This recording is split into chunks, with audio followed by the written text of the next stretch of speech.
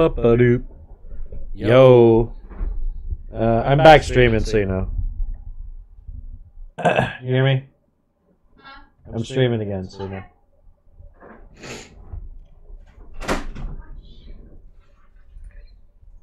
I'm just waiting for this to pop up so I can get a link.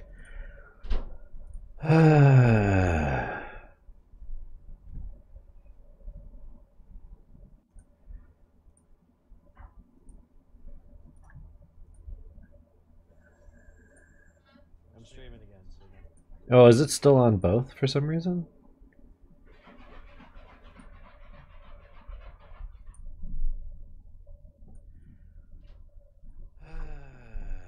That's really distracting. I didn't know it was that echoey.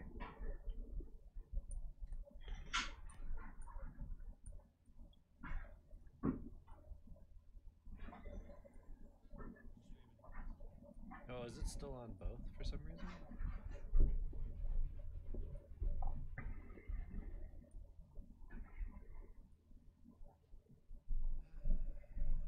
That's really distracting. Alright, we're good. So that's fixed. Hi.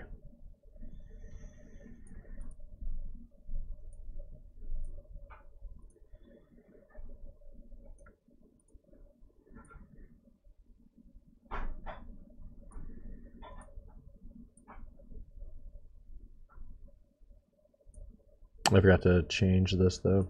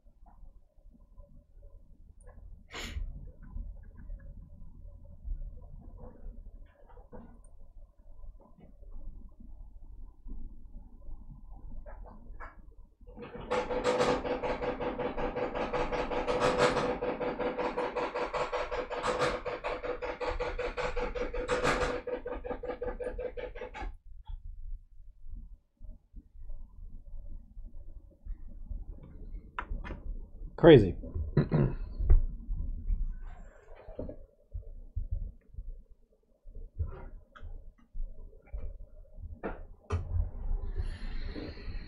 Put a slice on your head. Tongue you slap your brain to get to it. Interested? You sure? Hi, Milton. Hi, Milton. Oh, you're so cute.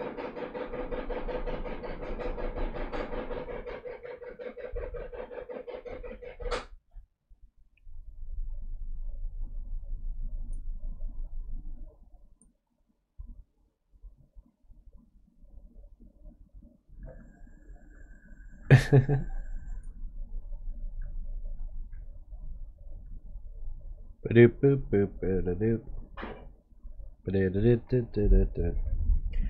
Da-da-da.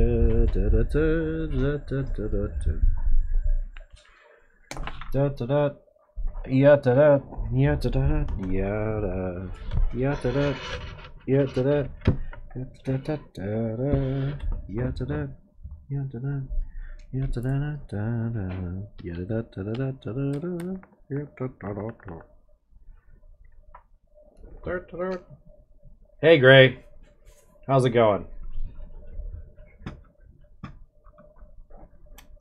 I should be, yeah, this should be good. A little bit later, when Heather's done cooking, we'll do this the Stone Vlog recording. That gives me time to do notes and stuff on it.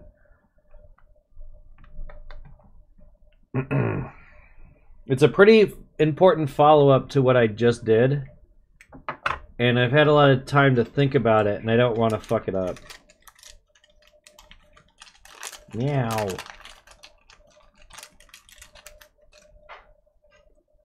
It goes this way, right?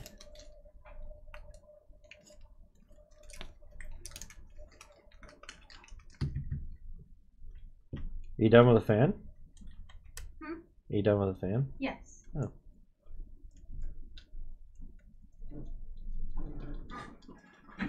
For now, until it gets smoky.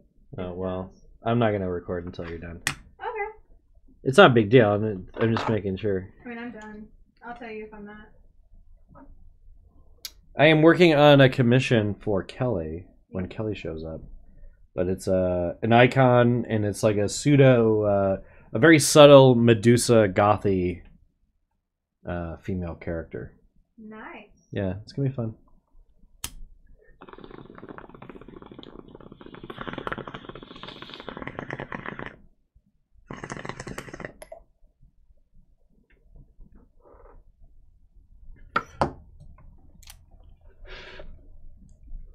Earlier today, no, you're not offending me. I stopped making them because I stopped being part of that for a while. I really needed a break. It was like, I don't have a camera like I used to.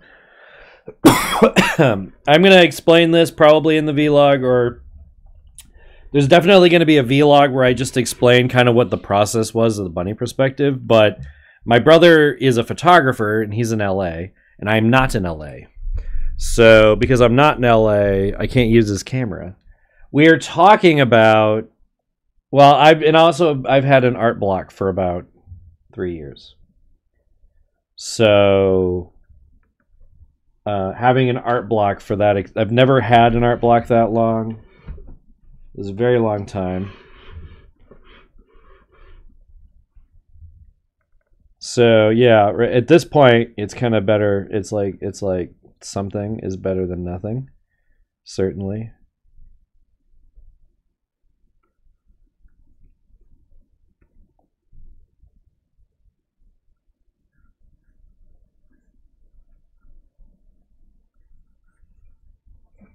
Yeah. But He's underneath the couch blanket. He's rooting around. I know he's weird. Your dog is a weirdo. My weirdo.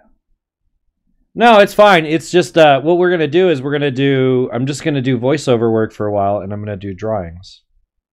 And then when me and Jason have a plan. The other plan might be we just figure out a way to get a new camera and some lights. We're working on a Patreon, but I don't want people to. The thing is, we're moving to a new apartment. So right now, it's bad timing to make any kind of actual plans because we have to move. It's like everything we got to do right now is to move. Don't get triggered if you see me do a bunch of stuff and then I delete it. I get used to I do that a lot.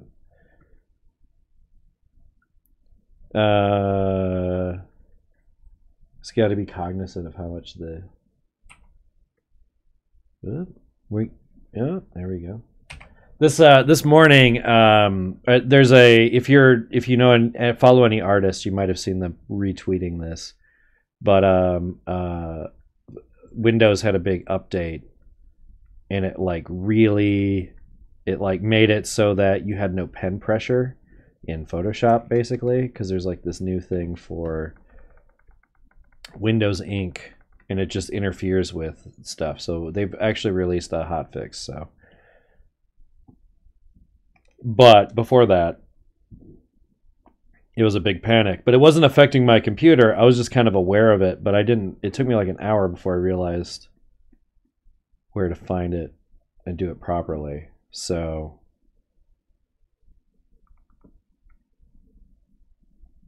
Yeah. I mean, things are bad, obviously, because of all the stuff. Things have been really rough lately. We're dealing, all of us, but there's a lot of really really bad stuff going on that I'm deliberately not talking about.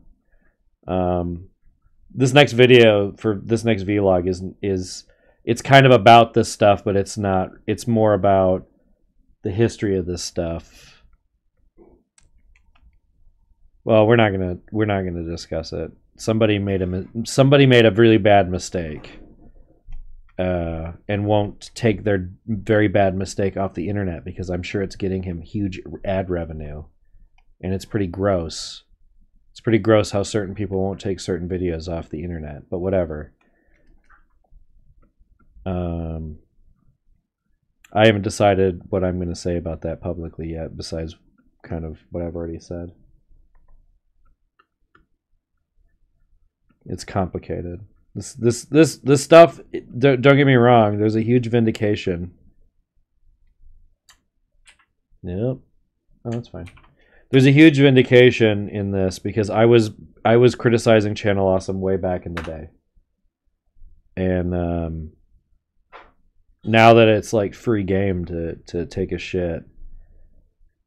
I never once said though that it was completely pointless or anything. I mean, like I had legitimate concerns in the day that that were never addressed or anything, and oh, lo and behold, they ended up being stuff that kind of mattered in the long term. Certainly I couldn't predict any of the extremely insane, horrible, dark stuff, but I think, I don't know, I just expected certain people in certain positions to have thought maybe it might be a bad idea to not screen people before we hire them randomly. I don't know. Maybe that's why they stopped taking people off the forums. But because they would have to like actually do some work to figure out if they were... They didn't, of course. That wasn't why. Because when they brought in a bunch of new people later, it didn't seem to matter who it was. It was kind of like that cult that was just letting in all the homeless people on some level. That's kind of a slam to some of the people making that content, but that's the way it felt like. I'm not saying that I believe that, because I was rooting for those content producers the whole time. I was floored by the fact that they were just not picking up new talent at all. And I had no idea how fucking bad shit was. You know what I mean? Like, holy moly. I mean, no one does. No one has had any conceit, really, except certain people.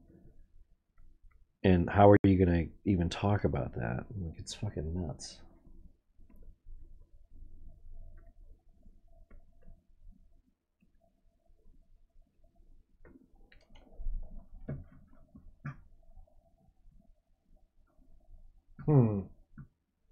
I guess I've only been on for 13 minutes.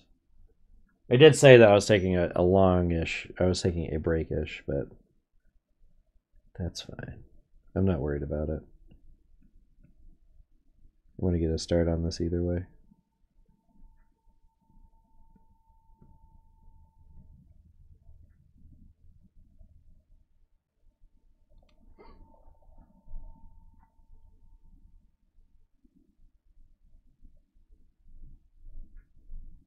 Yeah, I don't know what they're gonna do this time. I mean, their website was already kind of a moot point. I think that was part of the reason why they did it. That's why it seems so stupid. Like it's so self-defeating to say that those contributors were just trying to ruin it for other people. Channel Awesome, all they had to do was apologize for the wrongdoings. That's all anyone asked for, and they absolutely could not give a legitimate apology. I mean, it's madness. It's madness how easy this would have been for them if they just acted like people. But Mashad's not a person. He's a fucking disease. Mr. Anderson, I figured out what you are. Human beings aren't mammals. No, you're a disease, Mr. Anderson. You seen Matrix? I know that part. Yeah.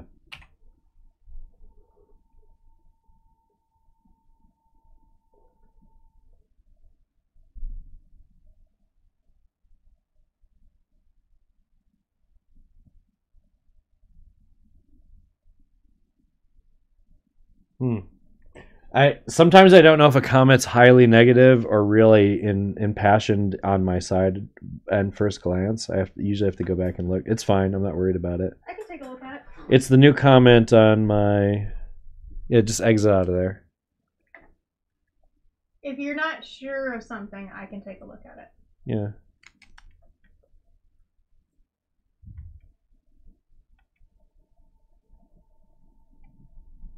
Hello. Yeah, you gotta. Yeah. I can see the whole thing. It should be. There it is. Yeah. Read more. Like Yeah. Okay. No, that's good. Yeah. Wait. Okay. Like you can read more. Hit No, read. I'm ahead of you. Hit read more. Oh, my bad. Okay. No, that's commiserating.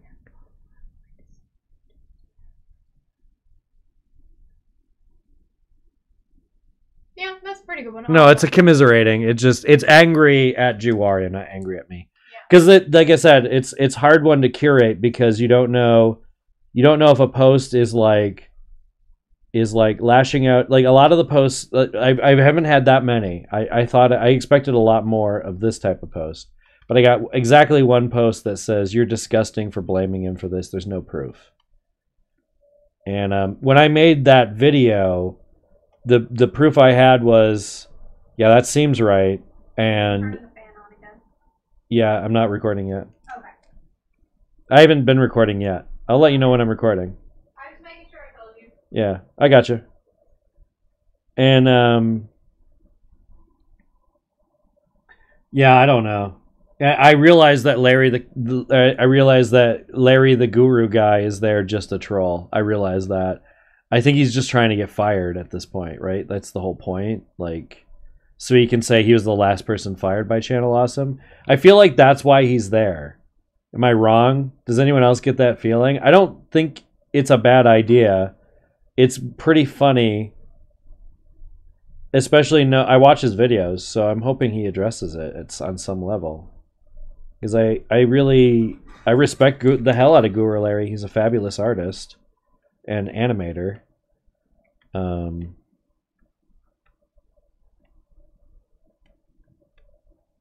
Yeah.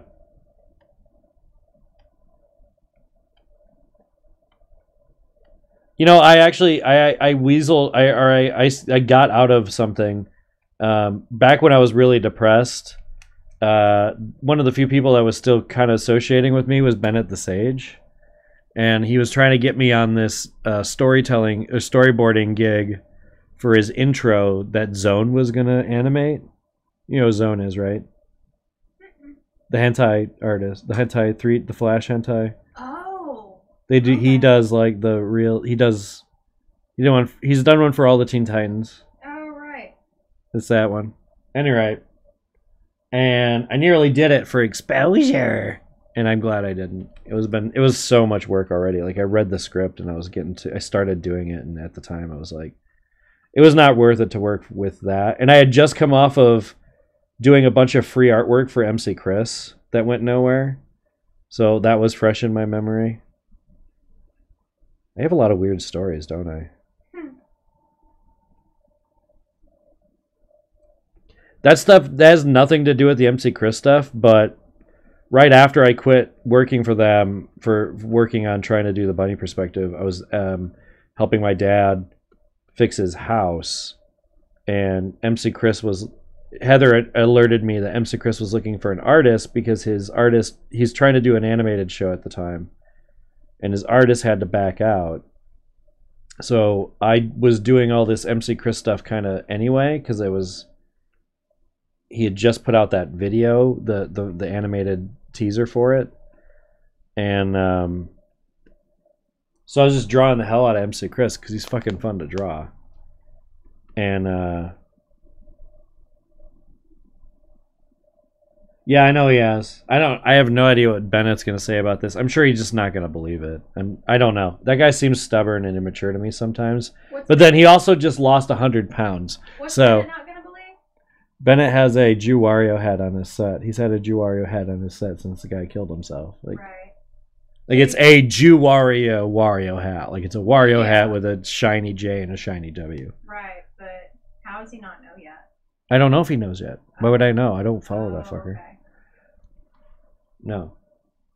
I assume he's going to take it down, but I don't know. I don't know, man. Some people... I haven't seen a response video from him. I've been kind of expecting one, and he may not even make one. You'll know. I know for a fact Linkara's hat has been taken down. So if anyone's worried about that, don't worry about that. It won't be up there the next day. You'll notice it. I'm sure there's going to be someone shitty in the comments too that's going to say, oh my god, he took the hat down. I knew it. I knew you believed that bullshit. Like, and they're going to say something like that. I'm calling it now that someone's going to say that. You know, I don't mean to be able to pick out the darkness in humanity and call it out so obviously, but it's really obvious to me. Like, I just know what people are going to... Like, I can just tell people's the shittiest intentions before they even... I'm cursed. Cursed to know that people are garbage.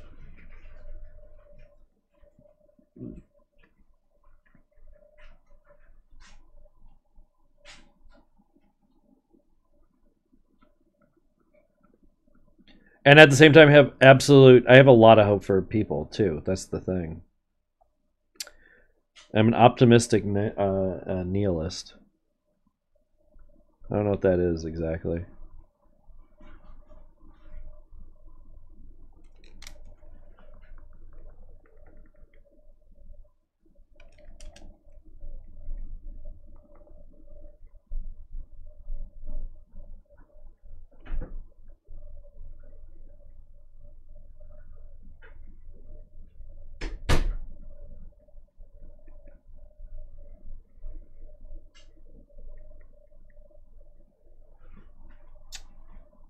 But yeah, I don't know.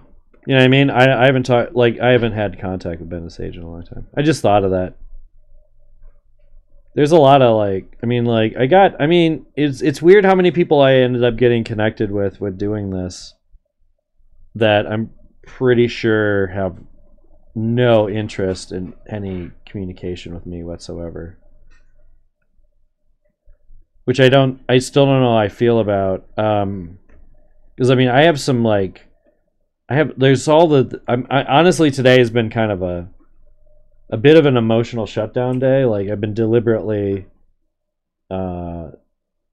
avoiding thinking about this. Like, there's been a lot of good YouTube videos today. Well, a couple of long good YouTube videos, and then, like, I was just playing video games and cleaning.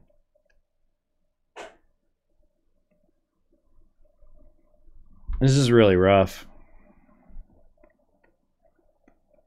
But it's just, there's other news that's actually kind of eclipsing this Juwario stuff. Because I've kind of made peace with that, to be completely honest. That's another reason I'm not really interested in doing another vlog on it. I said my piece on it for the most part.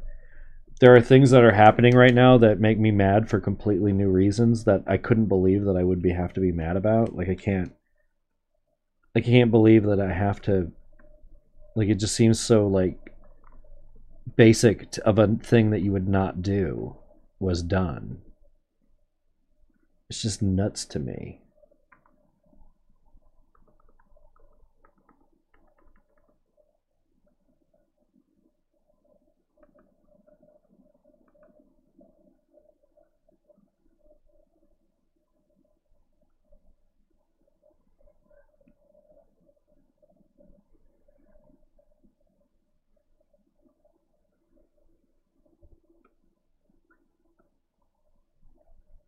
Doot. I probably could. I haven't put music on this because I wasn't sure. I might stop before I put music on because I get, like, I might want to actually post this as a video. So there's no music to it, but that's kind of boring too. So maybe I'm not. I don't know. Maybe I should just put music on.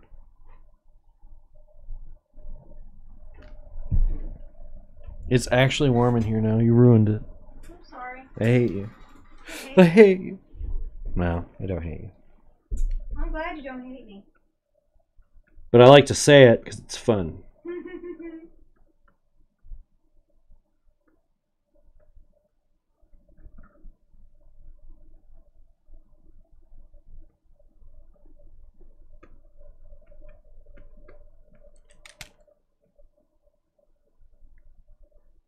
This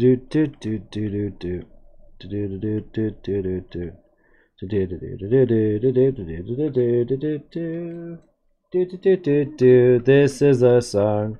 This is the song that doesn't end. Yes, it goes on and on, my friend, on and on, my friend, on. It just never ends. This is the song. This is the song that doesn't end. This is the song that doesn't end. Song that doesn't end. Song that just doesn't end. This is the song. This is the song that doesn't. I told you, we figured this out forever ago. Yeah. You're the one who forgot it. No, you skipped a beat. It did not. Yaha. I made it work with the rhythm. I did it. I repeated it a second time. Okay. Well, you did it right the second time. All right, whatever. This is the song that doesn't end. Yes, it goes on and on, my friend. This is the song. No, you didn't. We skipped that now. Oh, right. Yeah, because we couldn't make that work. Right. You just do the song that is, yeah. That's right. Okay, right. Then if you do that, if you do go further, you go to the. This is the song. This is the song that doesn't end. The song that doesn't end. This is the song that. Or that doesn't. I can't remember how that part goes, but it's song that doesn't end. Song that doesn't end. Song that doesn't end. This is the song. This is the song that doesn't end. This is the song that doesn't end. Song that doesn't end. Song that doesn't end. This is the song. This is the song that doesn't. Yeah, it's even less. You have to make it even less lyrics because it's worse. Yeah. It has to be worse because it's also Spanish Flea. Because the Spanish Flea carries it to make it worse lyrically. Because we tried doing it before. How did we? It was a song that doesn't end. Yes, it goes on and on. Some. Yeah, because you can't get to the. Maybe you went to the ba ba ba. Some people start. Dead singing it, not knowing what it was. Where does the next line go? Is it they're still singing? And they're still singing it forever, just because. You just repeat it until it works. This is a song that doesn't end. Yes, it goes on and on, my friend. This is the song that doesn't end. Song that doesn't end. Song. That doesn't end. This is the song. The song that does not. What's the chat saying about it? Carolie's here finally. No, nothing. They're all baffled. We put them into a coma of insanity. We put this earworm into their brain. And now they must live with it as well.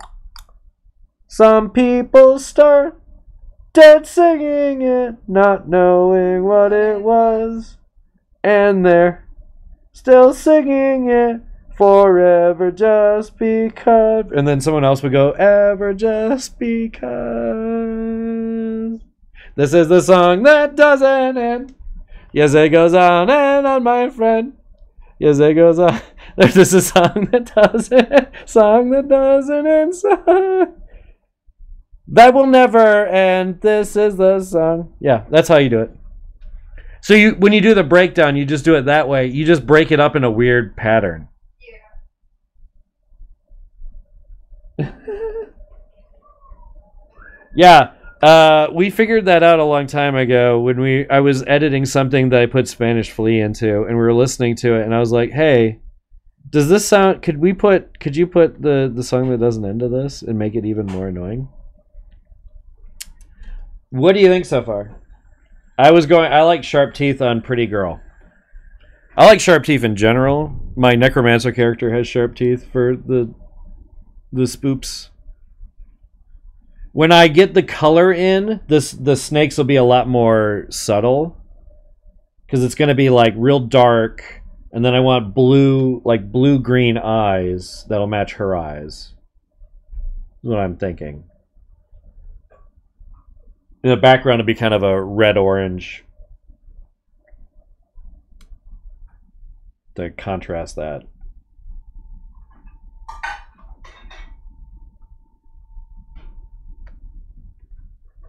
Okay, good.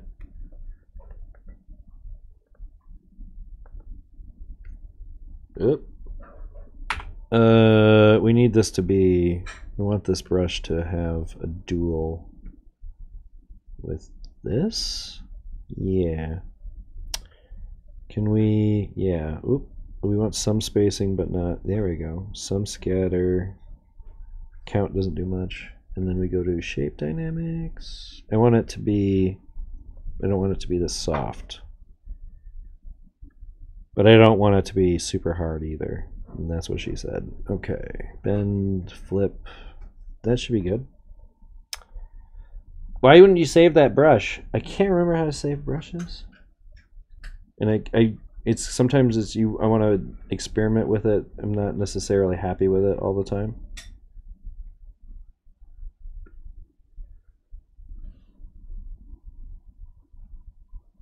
The name of the brand I'm using? I can't remember. Why? It's not written on here. It's one of those MXL 3000s. You know, one of them.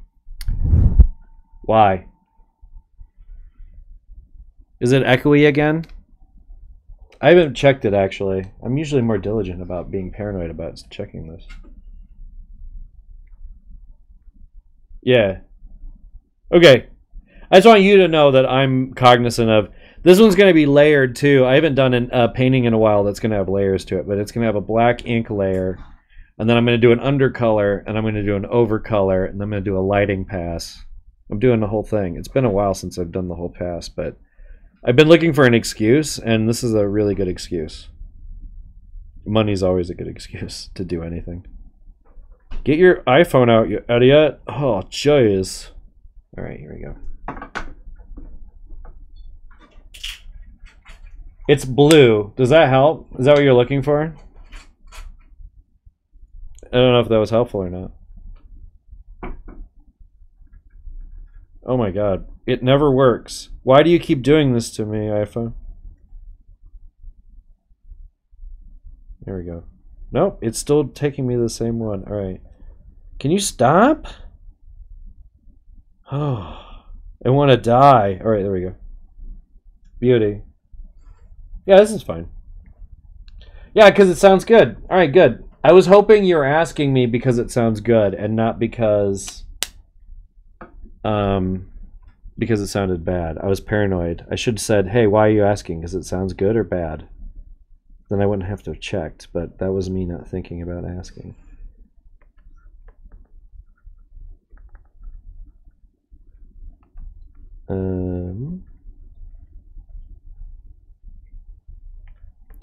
This is the song. Oh my god, I'm gonna put music on, I swear. I'm sorry. Yeah. Whoop.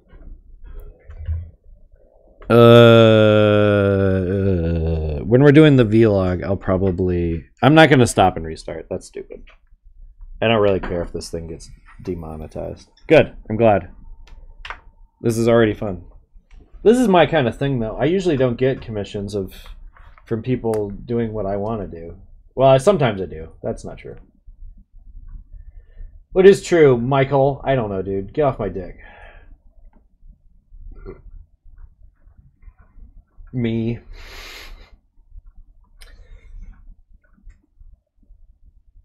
I haven't gotten anything off Lemon Demon, so we should be good with this. You don't know if it's bread or toast. You just see, but it's a. At what point does bread become toast? You just have to trust the machine.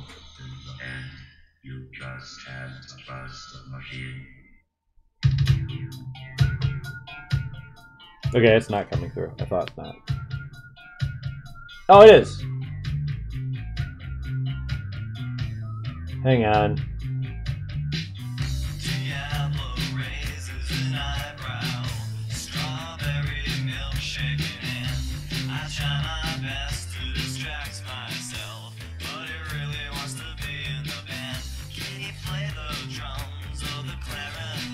Oh, it is actually.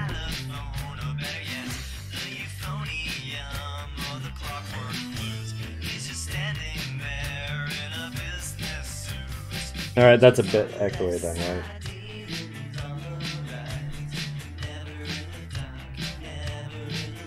That's a hard one, man. Don't pause.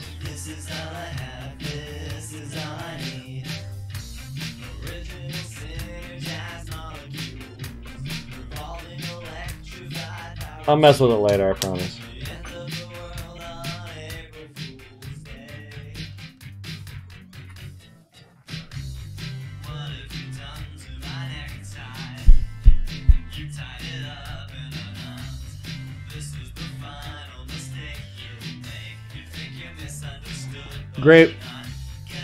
Gray Bob?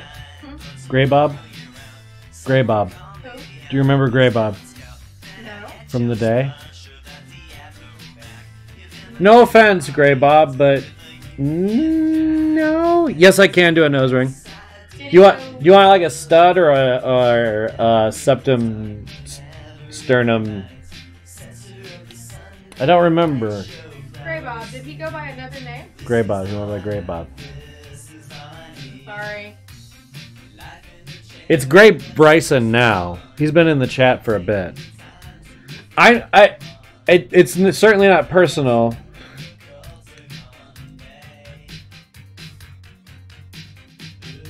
I'm not surprised a lot of people from the old days are showing up though. That would be, that is really cool of you guys. Yeah. Love to get to know you guys again. You're new people now.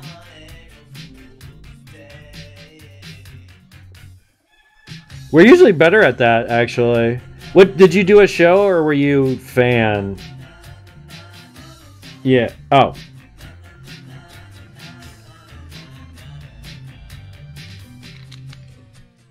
I was gonna say I have a lot of practice in doing septum piercings. You walk around in circles, I walk around in squares. Another round of musical chairs, and maybe no one really cares about the way we rock the record stores. Oop. I don't want to fixate too much on a small part, but I'm making note. Clearly this is not the way to go. I saw it in the mirror, the ghost of Chairman Mao. He had 3 money symbols on his brow, and he will show the children how to wear their cowboy boots, bowler hats, and prison suits, and watch while Neil Armstrong shoots the moon. But he's never gonna get there by balloon. The camera's in black and white. Deliberately, because the camera kind of sucks. What'd he say? I was trying to figure it out. You can get the chat if you want it. I can't. I'm not gonna keep reading the chat out to you. I apologize, but you're half listening anyway. Just turn that one on, yeah. And then mute it, and then just make. You just look when you want to. I don't know how much bigger you want to make that. Yeah, it's fine. Okay. Is that fine? Yeah.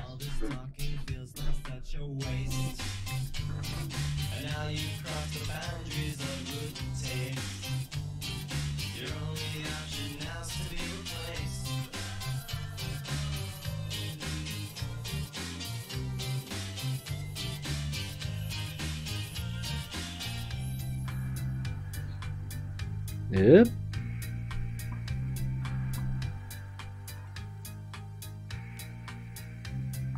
Okay, I'm not trying to be mean or anything. It's are certainly not. Like, I definitely remember a lot more content creators just because there was like this big networking element to being on the forums for me.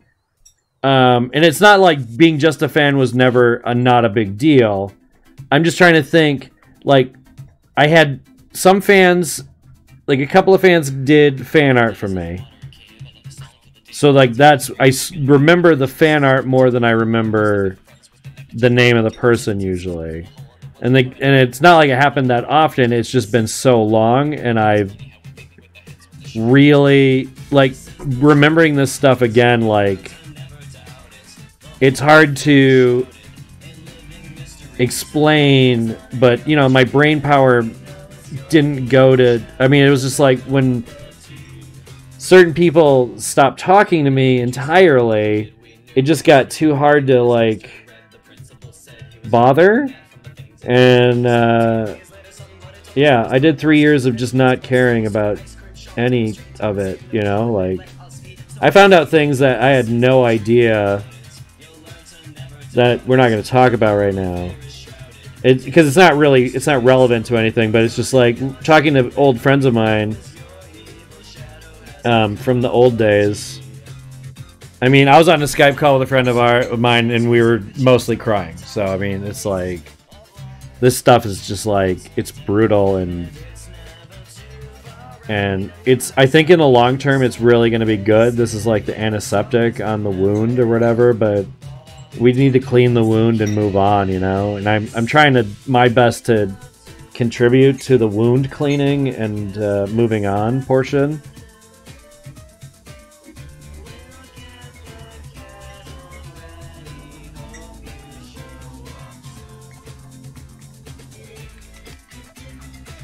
And I hope that people, and I'm sure they will, I hope people stick around for upcoming content from all of us, even if this Channel Awesome stuff goes away.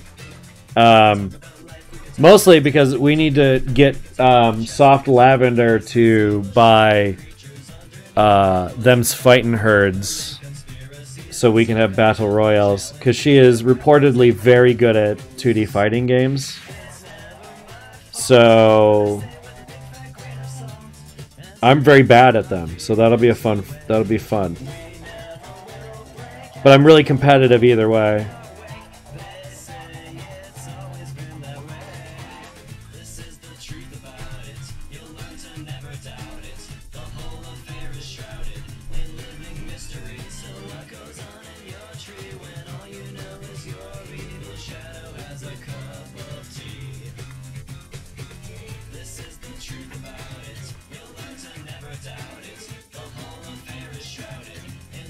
I did too. I watched her videos on the CA stuff too, and right now she mostly gets on to do news reports, you know, update people, and she did a live stream and did fighting games today. So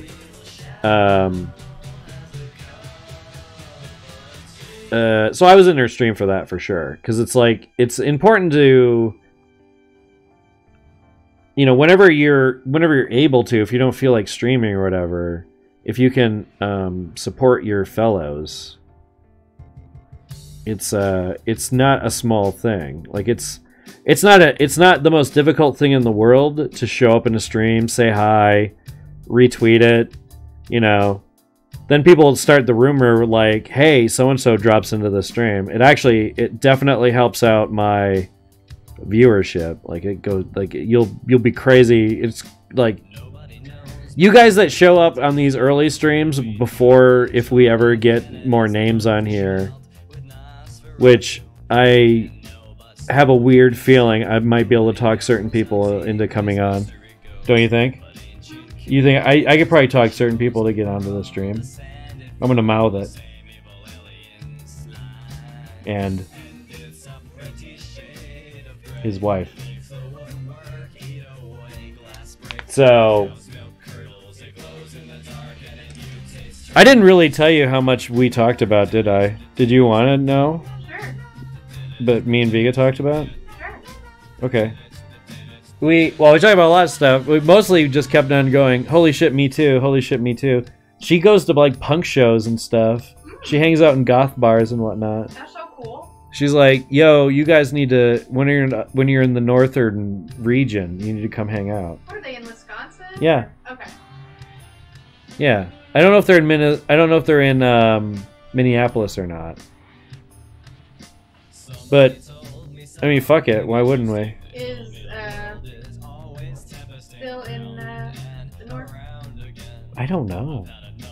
I don't know where specifically. Okay. So I'd like to hang out with her too. Oh, wait. No. Caribbean. We can say Iron Liz.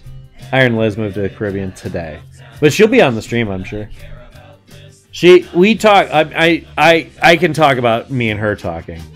we talked, and you know, like I mean, I'm not saying she. It's just Iron Liz is not a liar. And also, I would like to point out one more time that Iron Liz did handle this way better than dumb shit Jackula. Holy fuck. He who will not be named. Jackocula. If you're following that, if you're subscribed to Jackula, I mean, I would consider unsubscribing. If only temporarily. It's not, I mean, come on. Any rate, it's not anything. It's one of these things where if it goes away, it might be for the best in general, and it looks like that's what the internet seems to be wanting to do. But you know the internet, they suck. I'm worried that I'm more worried about bad people discovering it versus people that just want to know stuff. But you know, I just don't want. I'm worried about victims becoming victims again over this stuff, and that was their worry. It's pretty obvious that they're very worried about the backlash that this is going to cause, or could cause, or is already causing. But I feel like, I think in general, I think most people, I would say the producers specifically, have been very, like, oh, yeah, I guess that makes sense a lot. You know what I mean? Like,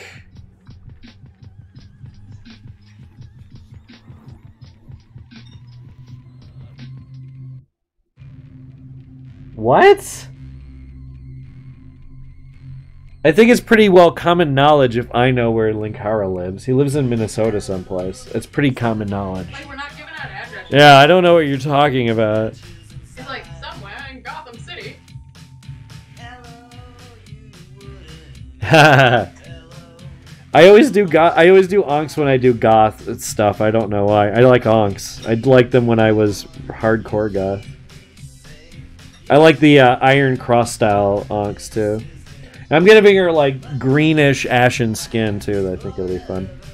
But no, I did not dox anyone. I don't know. I can't tell you specifically where in the Caribbean, but Iron Liz told people where she's moving, you guys. Iron Liz herself. That's how I know. How do you think I know? He seems like a Minnesotan. He says rum. He says rough. But at any rate, she invited us out, basically. And, yeah. Yeah, no, I'd totally go. Yeah, Vega seems like fun and a half. Fun on the bun.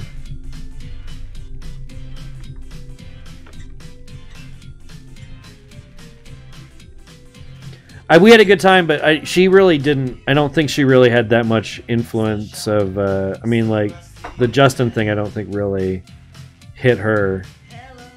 But I mean, Linkar is going through a lot. He actually, this isn't in a mocking tone. He really was invested in Channel Awesome to a degree that no one else really was. You know, like he's more invested than Michaud is. Oh yeah.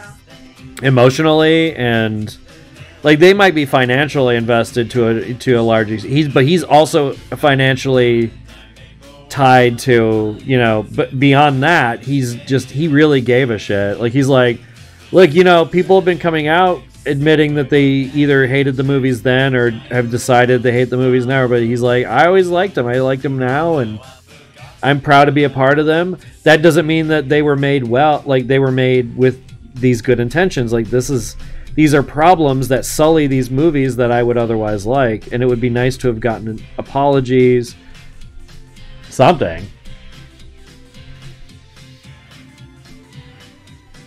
Yeah, I think I would have guessed he was from Minnesota even if I didn't know he was from Minnesota, to be honest. Just the way he is. You'd describe Lewis as a Hufflepuff, right? I would. Did we figure out Vega's either a Gryffindor or Ravenclaw, right? Probably Gryffindor, right? I would say she's a Gryffindor. She seems like a she's either Gryffindor. Gryffindor or Hufflepuff. By the way, I just speak like that now because it's Mars Briggs code now for me.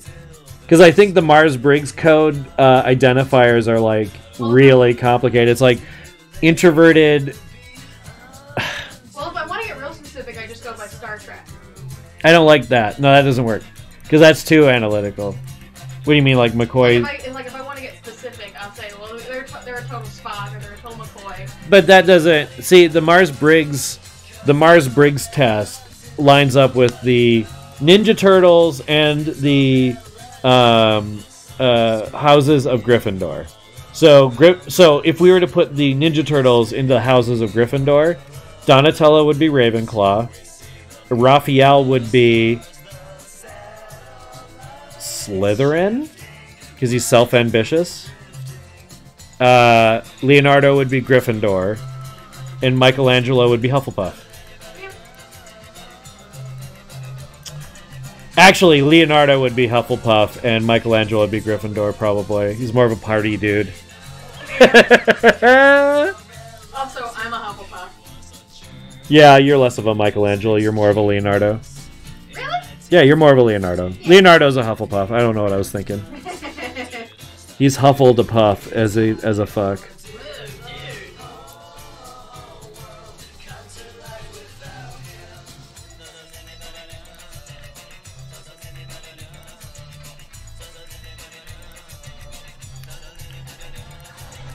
Nobody knows.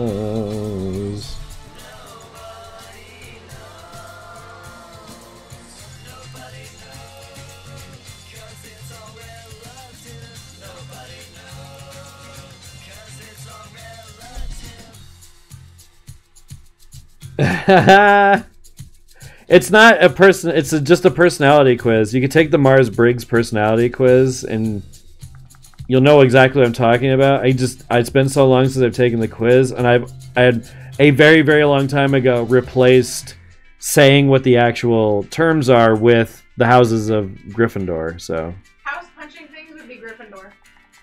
no, This is Alan Weaver. no, but Gryffindor is. Then who's Slytherin? Leonardo? That doesn't make any sense. Michelangelo isn't Slytherin either. Raphael's more Slytherin because he's self-interested. Raphael doesn't care if he's a part of the team. Leonardo's more interested in the team than the others. That's Hufflepuff. Do you see? Raphael is Slytherin because of the self-motivation. That self-motivation is the main like a Trump is a Slytherin, for instance. Yeah. And then Michelangelo would be a Gryffindor because he's impulsive and action-oriented. Donatello is mind-oriented, which is why he's Ravenclaw. Possibly a little on the spectrum.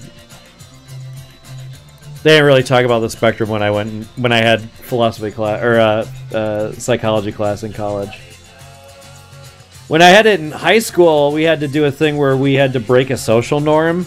And I used to wear a black trench coat before Columbine, so I did a thing where I skipped everywhere, like a school child. And then, did I tell you the thing my friend Eric did? No. Come here. You have to come here. This is what he did for his social experiment. You have to shake my hand. Right. Yeah. No, like this. All It's right. weirder than that. Yeah. So what he does is he shakes your hand, but he puts his middle finger out and he tickles your wrist. And he goes, "Isn't that weird?" And I'm like, "Yes, it's weird." And I hadn't seen him in like 3 or 4 years after high school or something. And we're at the mall, and he sees me, and he's like, "Oh my God, Michael Bennett!" And I'm like, "Holy shit, Eric Nilsson!" And we hug, and he gives. Well, at first he was going in for a hug. We do the hug, and I shake his hand, and I do the thing, and he went, "Oh!" He pointed at me because he completely forgot about it. Anyway, that's the guy. He's the guy that made me relax about marijuana because he's the guy. In high school, I was super fucking Hufflepuff. I grew into being a Gryffindor. I was Gryffindor on the inside. You know, I was like blooming, but I was real like dorky and lame.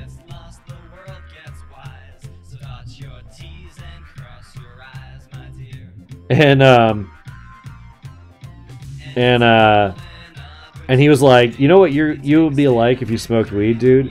You'd be like, hey, you guys, you this is in the 90s. Hey, you guys, You know what's great about Star Wars?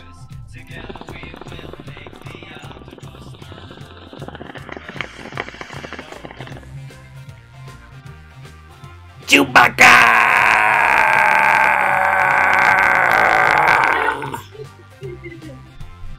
So,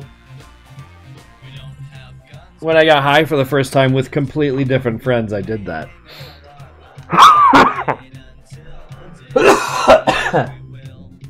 We got high, and then the next day, we went to Chicago to a horror. It was 2 conventions. It was a party, like a party store convention, and a horror Halloween convention.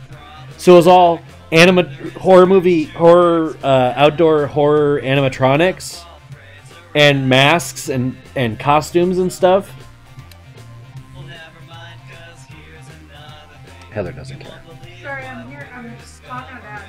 Oh, I'm sorry. I'm trying to explain this to Dad because he wanted to know about the situation. What situation? Why I've been so depressed on Facebook. Oh, okay. I haven't told my mom yet. I just didn't want to tell her yet. I just don't want to tell the story. Oh, hey. Well, there you go. Then, Gray, I do remember you. Because I do remember a Gray Bob, now that I think on it. I remember the name. Like, the name seems familiar. I guess the reason I asked is I kept expecting to remember you from a show. So, I don't want to diminish you as just a fan. I do now that we're talking more. The name does ring true. The people that hung out, there weren't that many people that hung out at the streams regularly.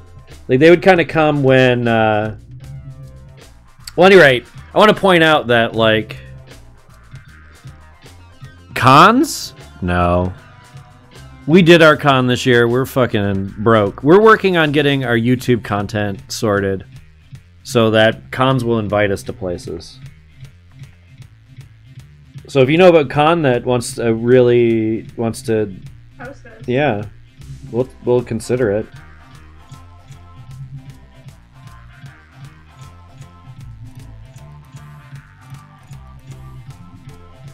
I don't know if Bluephil's not really outdoor ready, so I think we'd use Yellowphil.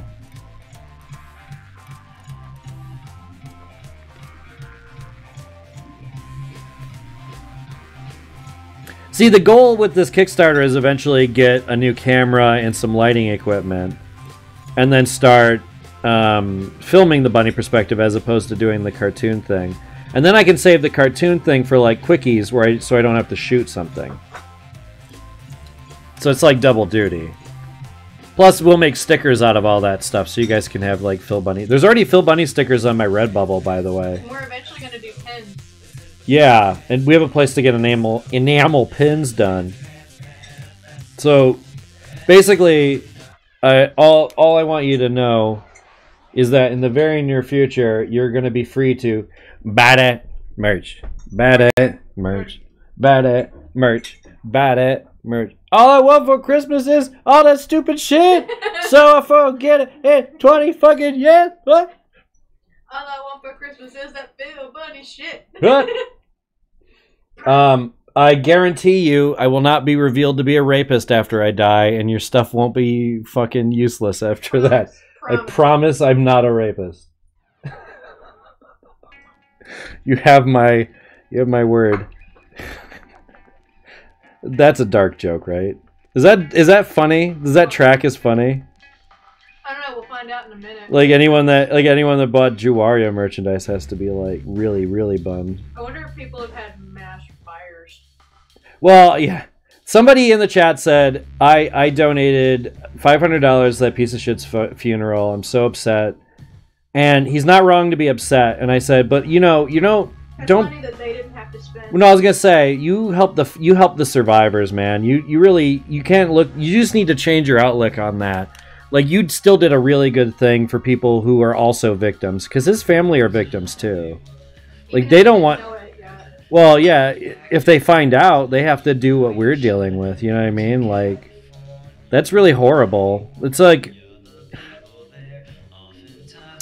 That's the thing, man. You know, like, it's how selfish this is and fucked. You know, I'd probably go back to Con Bravo if I was invited and I got to be up there. Oh no, I would do Con Bravo now. I don't think the reputation's that bad, but I don't know. Again, I don't know if I'm too blacklisted to get into certain cons at this point. Because I was very vocal about how disappointed I was with that con. But I would double down on saying how great it was if it was great the next time. But if it was also a miserable time again, then I wouldn't want to do it. So I mean, it's 50-50, you know. I mean, what I'm saying is pamper me, and I'll say nice things about you. No. Yeah, we know that his wife knows. We're mostly worried about his mother. Yeah, Holly, I'm glad I had found out about that, and I'm glad that she was informed. Especially finding out her reaction. The victims were also very afraid of that. Like, I believe it said that in the one the one account on Reddit was she said that she's like, I can't imagine his wife finding out, and I agree, like that's, again, they're victims too. And it's like we got to defend everyone if we can. There's no Avengers. I want to go to Denver. Denver is not a hard sell for us. I'm too I realize how close I am to this mic. I realize I'm spiking. We are still streaming. We're on the art portion now. I'm getting the line art done for tonight. Then before I do color, I do like to let it sit for a night so I can like look at it with fresh eyes. Now a lot of people flip their canvases too.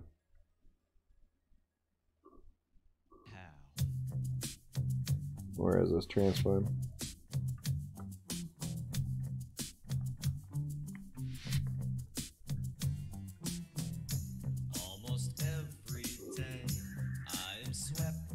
Because sometimes you don't notice the weird shapes until you see them in the other direction, and you can kind of like make tweaks that you would not have otherwise noticed. So you'll notice artists doing this a lot. I do it in instances like this where I know I'm going to go into this with color later. So I don't want to have to go back and be like, oh, that's I should have fixed that earlier. So like these snakes that are on the top. Now again, these snakes are all going to be pretty dark gray. Like near this color, if not darker. So like this is gonna, it'll blend in more and more, and then it'll taper down. I'm thinking almost like a highlight coming up, so it looks like iridescent or something. I have a mental picture of this in my brain. I'm gonna have to play with some brushes to figure out exactly what I want to do. I want it to be kind of watercolory because that's.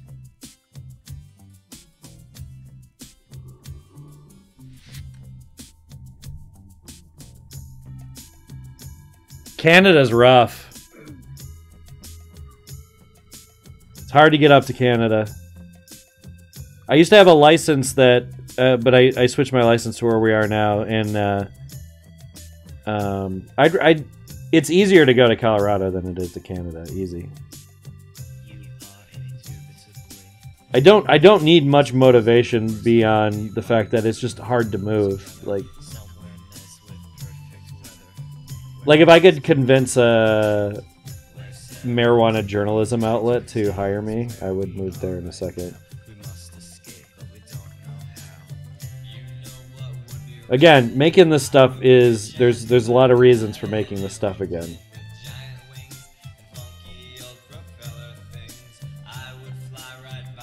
And then I noticed that this side doesn't have any tongue sticking out, so we want a couple, just so it looks more like it's straggling hair at first glance.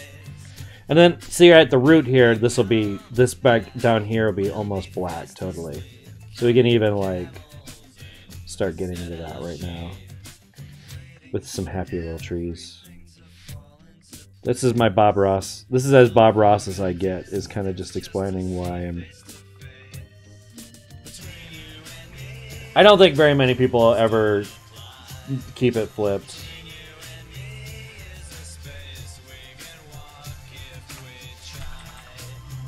Oh, I've been watching Lupa at the Movies lately. Ooh, that sounds fun. It's very good. They did a review of House 1, 2, 3, and 4. Did you watch House with me? It's the one where the haunted house gets these interdimensional portals. House 1 is about a Vietnam vet, and he's in a haunted house. And it's kind of funny, kind of horror. I don't think I've seen it. Or The second one, the house keeps opening up times in space, portals in space-time. In the first movie, it's the two Cheers guys. So the first one, it's Norm, and in the second movie, it's the mailman. I don't think I've seen these. They're really good Or maybe- movies. maybe In the if I second saw- movie, he literally has a line. I'm sorry, I keep cutting you off. Maybe if I saw them, I might remember. No, I don't think you've seen them. I want to watch it. I haven't seen those movies in years. I want to find them someplace and we'll watch them sometime. House and House 2 are perfect movies. House 3 and 4 are not really worth I it. have seen House. Yeah, it's not that. This is different. I thought they were talking about that at first too, and then they go, no. No. I actually haven't seen House 2, and I will at some point. It's good. Oh my god, I'm gonna watch the Mary-Kate and Ashley reviews soon. That What? seems really good. Lupa did Mary-Kate and Ashley reviews. I have to get back into her because again, when I left, man, I left hard, and she switched formats sooner than anyone else, obviously, because she got fired. Which again, I don't think I remember it being that way. I guess I didn't really realize why Lupa left at the time. Because again, like, we weren't really friends. You know, like, of the people that hung out in the stream, Lupa, they had their own stream. Like, they had their own thing that they did. And then, like, she also did a stream where she just kind of watched old... You remember that? Which one? Lupa. Oh, yeah, I love Lupa's stream. Yeah, she used to just do... She would just watch old shitty 90s shows. And then talk about it, which eventually, of course, would probably become episodes of stuff, you know.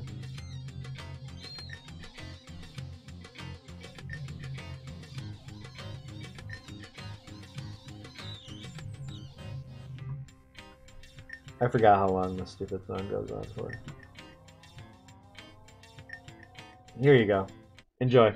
All my friends are dead and they don't like me anymore. They moved along, they've changed, and now they find me quite a bore. Way back then it was okay to be a little weird, but all my friends are dead and some have even grown a beard. When I was a boy, I was raised in a dirty little town called Sanford. I had a big crush on the girl next door, gave her all the ring pops I could afford. Oh no, I watch it on acid, my dude. I've seen Enter the Void on acid. Don't tempt me. That sounds like a... Actually, I should watch that on acid. Hausu. I've seen clips of Hausu. I will watch House on it. Alright. We can plan for that. Alright. That'll be a good one. All my friends are dead and some have even grown a beard. 12 years, I was so cool, two best friends and an Xbox. But, like, suggesting I do anything not stoned is a silly proposition. Hello, I'm philbuni. I don't have a problem. I don't have a problem. I have a solution, and the solution is more cowbell. I don't have a problem. Only if there's... The only problem I ever have is when you don't have it. Yeah, my problem is running out. But you can help me stay wet. Just like a cam girl. Wetter even. Wetter even.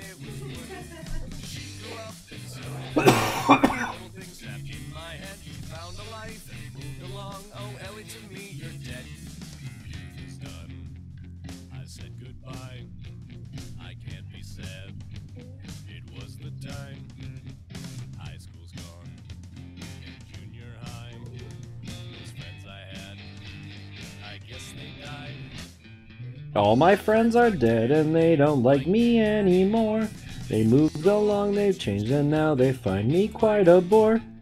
Way back then it was okay to be a little weird, but all my friends are dead and some have even grown a beard. All my friends are dead and they don't like me anymore. They moved along, they changed, and now they find me quite a bore. Way back then it was okay to be a little weird, but all my friends are dead, some have even grown a beard. All my friends are dead and they don't like me anymore. He's really proud of this hook. I think a show is gonna have this song as a theme song. Coming up here, when I find it, I'm riffing for time. This is gonna be a theme song for something. My only enemy is Time, crime, almost always pays. Nothing puts you in the grave, and no one else can save you. And something that can only whine, shine. and with it if you like, you can Throw away your life, you can song it if you like to. live a life insane. Don't live inside your brain. Maintain. Good things don't stay. Sometimes you gotta think. Refrain. Think about the pain and you'll stray. Think about the way you say that you wish you weren't. Oh, they weren't related at all.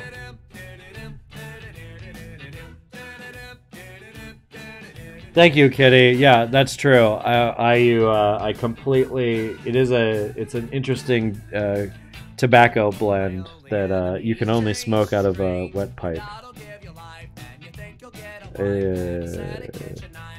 Dun, dun, dun. Did you guys see that video about how we're not supposed to say marijuana because it's racist? Isn't that funny? Oh my god, I always felt so racist. I'm so glad someone finally said something out loud about how racist it is to say marijuana. It's kind of racist to say marijuana, but no one is saying marijuana. They're saying marijuana, usually. But most people say dope or whatever anyway. It's like, usually don't say, you know when people say marijuana the most? Hey, dude. Dude, are you holding? What? Dude, are you good right now? What? Dude, do you have any fucking marijuana? Oh, yeah. Yeah, I've got some marijuana. That's when people say fucking marijuana. Sure, the correct term is cannabis, so? The correct term for my penis is penile deguana or whatever the fuck, but it's much more fun to say cock, schlong, dong, dick, prick, member, throbbing, Johnson, Hummer, I said cock, bitch breaker, Mighty staff. Pulsing flesh pillar. I'm like trying to think of things I've literally said in one form or another. Cocaine, baby, don't care. God, Trevor was such a fucking hipster douche. This is Trevor. He did the theme song. He's my brother. He's in the videos too. Anytime there's a little skinny bald kid being abused. Actually, you know what? You guys you earned a reward. Let me set this up really quick. We'll do a bunny perspective episode again. Which has you guys? How many people were here for?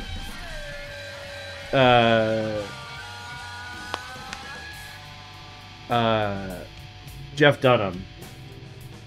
Because I'm going to show the Jeff Dunham one again. Nah. It gives me a chance to, because I'm at a point now where I'm going to take it, and then tomorrow we're going to work on this in the afternoon. Madeline Cola.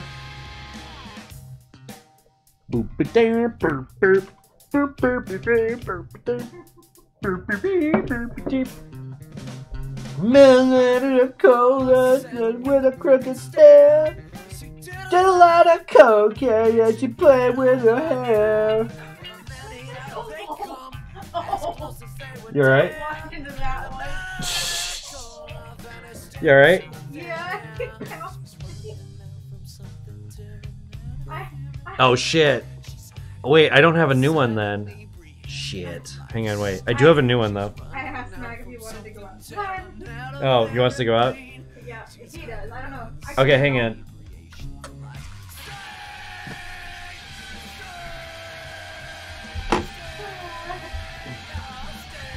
stare. Madeline Nicole. Oh no, this is where he says Madeline Nicole loudly. Ah! Ah! Ah! Madeline Nicole slut. Dun dun. Dun dun. Dun dun. Dun dun. Dun dun. Dun dun. Dun dun. Madeline Nicole with a crooked stare. She did a lot of cocaine and she's playing with her hair. She had a little secret. You asked if she would stare. She tears apart her body. Frankly, she don't care.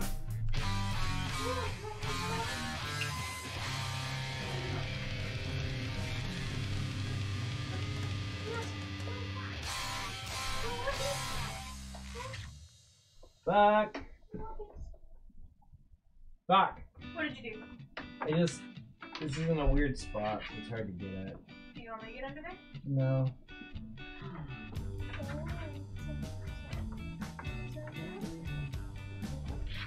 Finish corrections.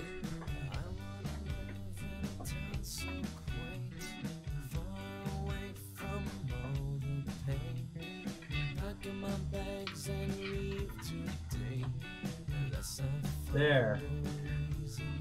Yeah.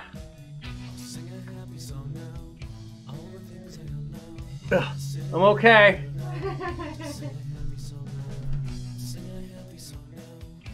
Like I said, we're doing this less dumb in the future. But right now things are dumb. All the things I love, I'll sing now, wonder how. Just sing a happy song now. Sing a happy song now. All the things I love, I'll sing now, wonder how. Just sing a happy song now. You wanna go outside, dude? You probably want to go outside. I'm gonna go ahead and take these. Go, take him. Take that dumb shit dog. Leave him at the dumpster. No, take Milton. He wants to go. I thought you were gonna put on Daytona. I can't. I gotta download something else. Everyone's seen it. I gotta get something new, and I forgot to get something new. And they're patiently waiting because they're good people, and I love them. I'm just gonna grab one.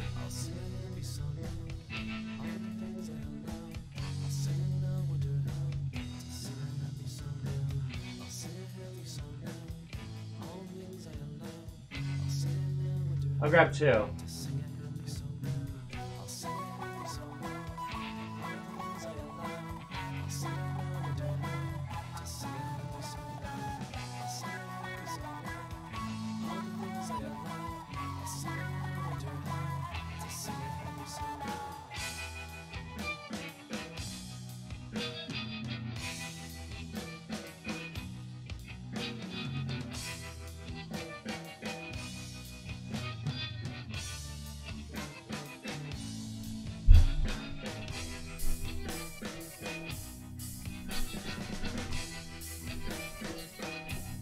That was too much floor work, you guys.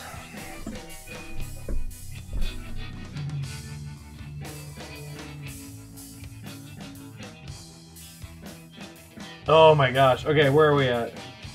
You're welcome. Madoka Magica is one of the best animes of all time. We're watching Star Trek right now. I'm considering opening the can of worms that is Kamen Rider. I don't think I'm going to.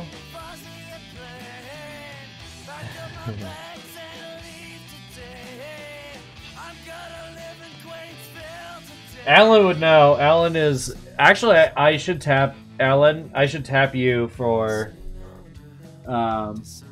information if I decide to actually do an anime review in the near future, which I don't think I'm going to. But if I do. Because I keep forgetting you have way too... You just watch a shit ass load of anime all the time. It just saved me the effort of looking things up.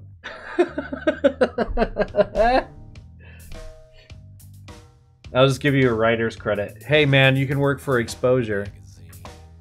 What I'd like to do is get where I have a writing staff and everything, to be completely honest, so I don't have to do everything.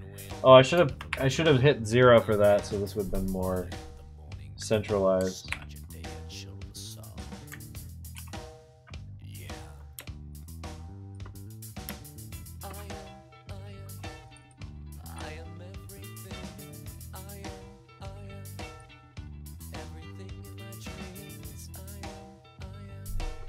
Yeah. I steal your intelligence. I want this, and also because I know how small the icon's going to be, so I want to make sure everything pops correctly.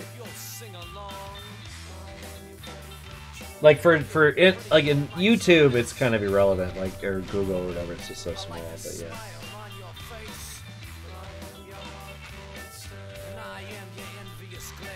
Yeah, Karen's been on the stream, or not on the stream, but like she's been hanging out in the chat. Karen's still around, man. Karen is just, I think she just has a real job, and she's been paying attention to the drama 100%. She has a suspicion that they didn't bring her on or me on because we were kind of professional, and they were worried that it's a conspiracy theory that I hadn't thought of.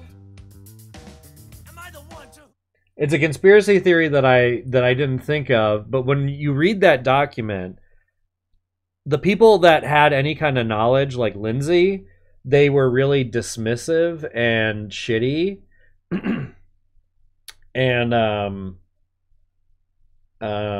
yeah, like it's, you know, like, so when we look at it, we're like, shit, man. I keep thinking about, if I had to like work that fucking puppet while all these sweaty dudes are above us, that would suck. You know what I mean? Like, they would not have cared.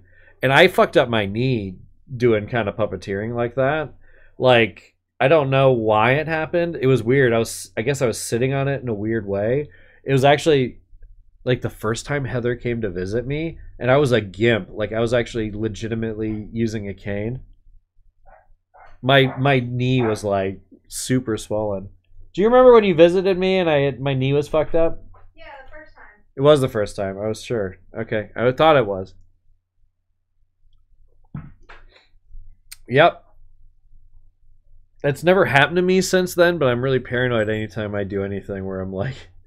But at any rate, yeah. And then the other thing I was thinking is, and I've said this before, but I'll say it more clearly here.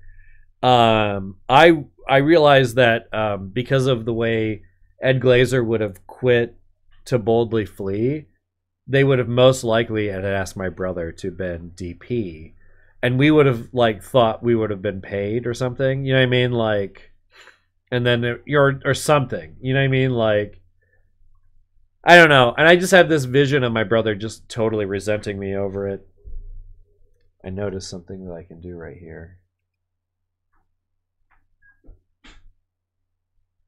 to make this slightly more like it takes up space, which I can play with. It's like you want to like gotta even it out just a bit so you know that there's like a presence under it being the ear, but that the snake is also draped over it.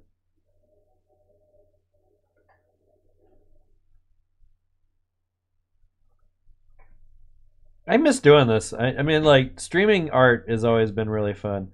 Leo was like, I think at every convention we met him up at, every time we met him at a convention, he's like, oh, that looks better immediately to me. He's like, oh man, I miss your art streams. And I'm like, you know, I do them. Because at the time I was slowly getting back into it, but I wasn't drawing as much as I am now. Now it's daily. The other thing is I'm miles behind on this board game, but I'm gonna contact him and let him know what's been going on, and I'm sure he'll be okay with it. He's been pretty okay with everything so far. And then yeah. Oh man, why is he saying an hour? This is like predicting an hour.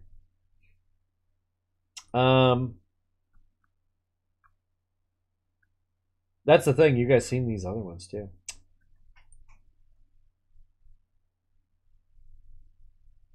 Let's wind down. I'm gonna wind down with some Hearthstone, which is bullshit and fun for me. And then first thing in the morning, we'll do probably Hearthstone. I might do some art, but I doubt it. I don't want you guys to miss out on the art just because I want to do something early in the morning. So I'll definitely do that. But yeah, let's just end the stream on some Hearthstone, I think.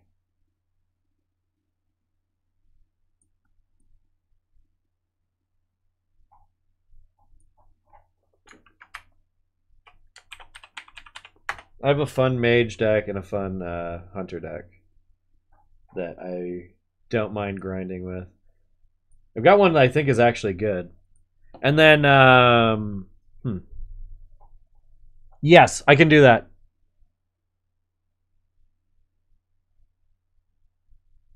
Yeah, I actually, the reason I kept them the same length is I thought the drawing had her where it was like straight. But yeah, I can totally do that. That's easy. Yes. I will do that before I add in the things. Yep. I'm pretty good with notes, aren't I? Heather, you have to back me up. You are. I have new clients that need reassurance. Because we can have one on her shoulder. I don't want to obscure it too much with the onk, so but yeah, like kind of curled out. Like I like the idea that it looks like it's hair that's flipped out, but the flipped out part is the shape of the nose of the snake looking over. But I like that in general for like a Medusa look. I've drawn a fair number of Medusas. I do like drawing them. Oh my god, stop doing goddamn Spanish Flea, you motherfucker. Alright, I will. I apologize for doing Spanish Flea this many times. I really do. I didn't mean to be adding to the earworms, but I just did, and I'm making amends for it, and I'm already mocking what I'm about to do. It's so funny. It's not that I don't think I need to apologize. It's just like apologizing is just kind of like inherently funny, I think.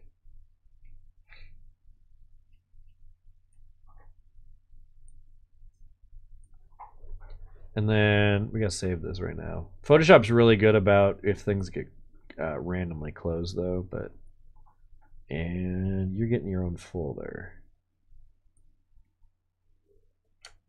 Gerbs. Do I do that all caps? Yeah.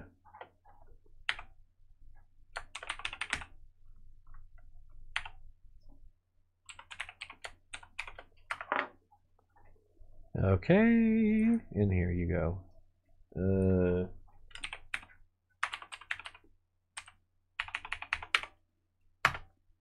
Don't tell me it's time for bed, phone, just because I told you to tell me it's time for bed. Bam. All right, play. Hearthstone has been really weird. So we're gonna see. But at the very end of the Hearthstone, basically the reason I'm playing Hearthstone is I'm gonna wait for this download to get through. Once the download gets through, we'll play that movie or that video that I picked out. One of the two. So you're gonna get a bunny perspective at the end of this. If that's worth it for everybody. I hope it is. I think there's actually a missing vlog of Stone vlog of where I did the roast. The top 5 roasts. Yeah, I think so. I think I found it on there too. I'll dig it up later for that. So that's a missing Stone vlog. That's kind of funny. That'd be a good little weird content thing in there because I don't think I disagree with it. Gilbert Godfrey is the best one. I think that's what I came to. Gilbert Godfrey on Roseanne? No, Gilbert Godfrey on... Oh, I'm sorry, not Gilbert Godfrey. The best roast was Bob Saget's roast. Oh, yeah. The roast of Bob Saget. That's the one where, you know, we were... I don't know why we're celebrating a man who raped and murdered a girl in 1997. Such a funny fucking joke. Well, it was. It's not funny to Bob Saget anymore, though. He was on H3H3. He had no sense of humor about it. God, for real? Yeah. I guess being back on Fuller House Yeah, He must be back in Dan Connor mode. yeah, maybe. I don't know.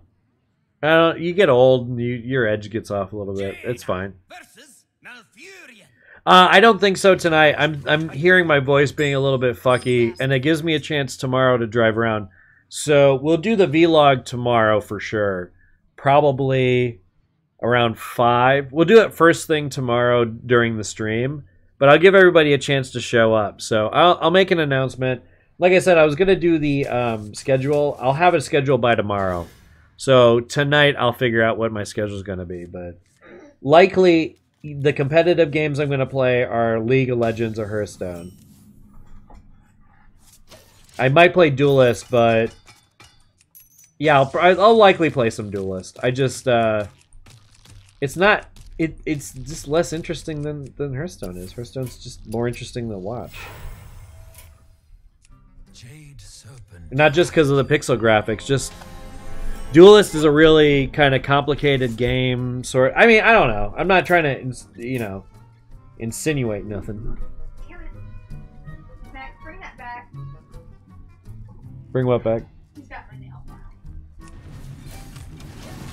What a dork. I know. He brought it up here like it was one of his toys. And I should have waited for him to put it back.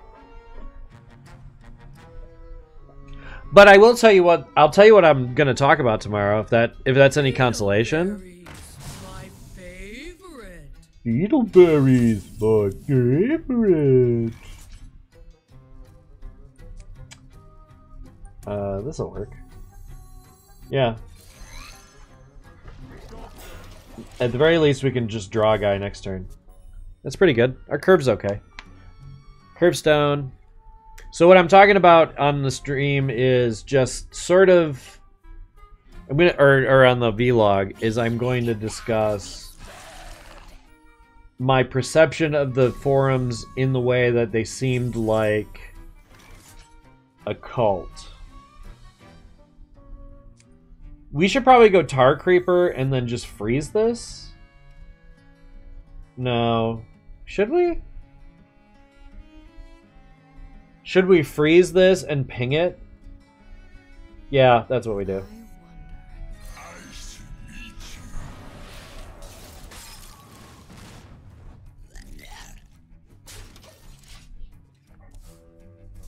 So, I forgot to... Yeah, this is working. Am I blocking much of this? No, just this side over here. Okay. You won't see how many cards or whatever I have left, if you're curious. What the fuck?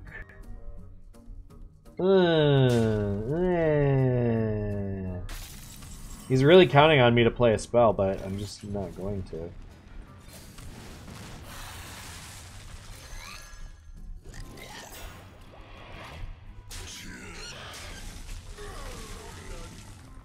There's literally one spell in the deck, so it just draws cards, and he's not going to get it. Of course, it would be kind of cool if he had Cho, and then played the spell, and then I got it back, but I don't need that many cards, I don't think. So at any rate, I may actually have Hearthstone as the background game, but I wanted to just kind of like make amends in a more permanent place for my behavior on the forums. It was brought to my attention, or they reminded me that I already did do an apology letter on the forums, but as you may well know, the forums are fucking gonzo. So I do want a place where it's like I can point to say, if somebody goes, hey, this guy's capitalizing on this or that, or he's just coming back because blah blah blah, I'd like there to be a video that goes, this is why I care. This is and this is how it felt back then, and it got really cult-like. So I'm just gonna break down that forum stuff in a really specific way, even more so than that first video.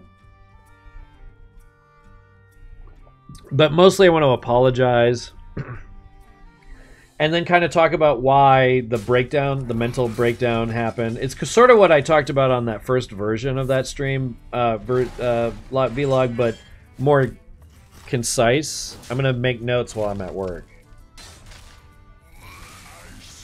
Look at this fucking douche. What is this deck even, he says? confused. We'll do this because then this activator is even better. Oh my god.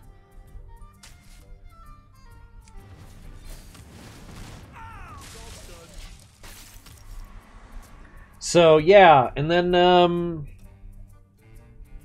yeah, and eventually the Stone Vlogs are going to shift over to more just general political discussion as well. Of course, this motherfucker. What'd you get? 12-12 in untargetable? Oh, thank fuck. This is really easy to deal with. Comparatively.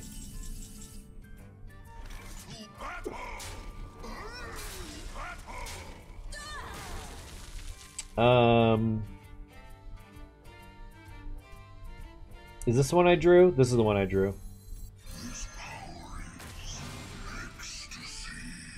Nope, I did the wrong one. Shit. Dang it. That's okay.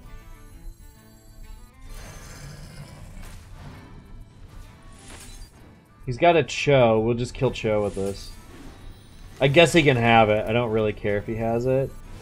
Do I don't want him to cast it on this, though. Do I? Then I can get this off on this. Okay, that's fine. If he doesn't do it on that, then he does that. And on my turn, we have this. It sets us off on our elemental stuff, but we really don't need to play an elemental on 9, and the lifesteal is going to put us ahead. Whew. Oh my god, I really didn't need him to take my Pyros right there. Brew. Oh, dude. Oh, shit. What a dick. Anyone here familiar with Hearthstone? Should I explain much? This guy steals a guy if I have 4 or more minions, which I frequently do. Often, frequently. I beg pardon, I see what you mean. I mean often, frequently. Yes, I said often, frequently, only once. That's a reference. I challenge you guys to get that line. Yes, I said often, frequency. I said often, frequently, only once. What the fuck?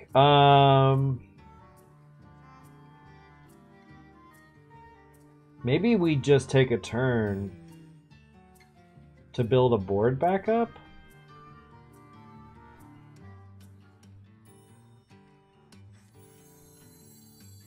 This is a lot of damage.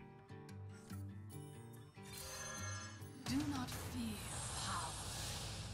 Fear those who wield it. I forgot to get a guy too.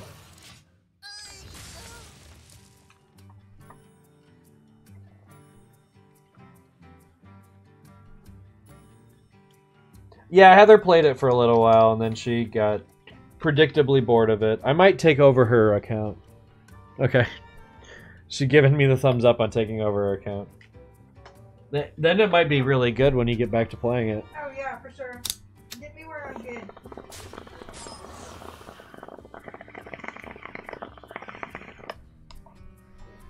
She has the same kind of thing. She has an elemental deck too, so they added a lot of synergy for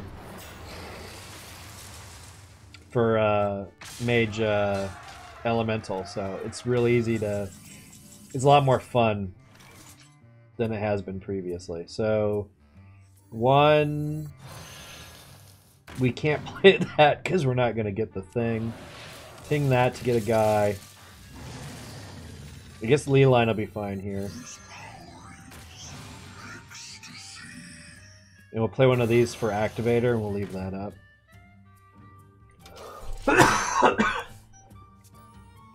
Yeah, not bad. His dragon really screwed him over.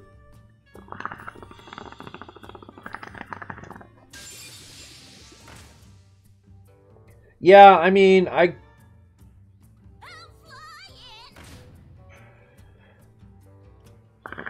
played Magic for a while because we had a fun group, but I like board games, bigger, more involved board games a bit better than card game experiences lately. But I also still love card game experience. I like this better than like finding a place anymore. Sounds antisocial, but don't judge me. All right, we can't. Doesn't matter what elemental we draw. There's no wrong answers. Okay, we can do bonfire and we can freeze this guy. I'm burning up. And we're not desperate for health, so we're not just gonna ping into this. He might have another dragon, and that would just kill these, and we'd lose the extra health. But, you know what I mean? 26% guys on the downloads. Stop all the downloading. Hey kid, I'm a computer. I would play a digital version of Magi Nation. I feel like it would do good. But I don't know who owns the rights. That might be a long-term goal, to figure out who owns the rights to Magi Nation and buy it. I would redo all the art, or like all the fun art anyway. I would adore that. I would love to do that. I don't know if it would do well or not, though. Magi Nation has a really great lore that I would really love to get into, but I'm sure it's several hundreds of thousands of dollars to buy the rights to Magi Nation, the game. Regrettably. Okay, this might get me the elemental I need. That's a good card. That's okay. That's what I want. Hi, Blaze Caller. Sexy boy. We just kill one of these.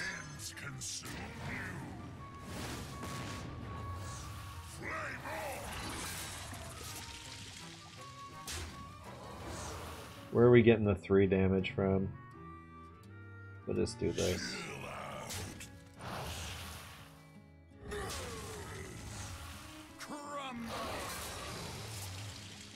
He's getting a bunch of fucking shaman cards, so he might have Earthquake. So we just have to assume all this is dead. Or Volcano, excuse me. Oh yeah, Arabian Nights is great.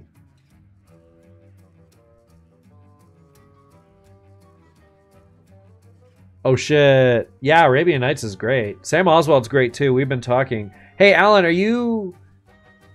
you have a decent microphone that you can do? Sam and I and Heather and Jason and his wife Danielle are playtesting my dog-oriented D&D game, but I might have you on a different party. So I might want you to pay attention, but I might want you on the B squad, because like Iron Liz is interested in playing too. And I ironically think that would be you and Iron Liz would be an interesting pairing, I think. My turn is not. You don't know Alan. Or did you meet Alan? No, you didn't meet Alan. I don't think so.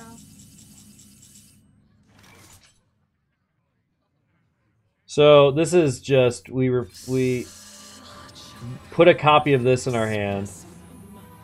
We zap this guy, finish it off, kill this thing finally.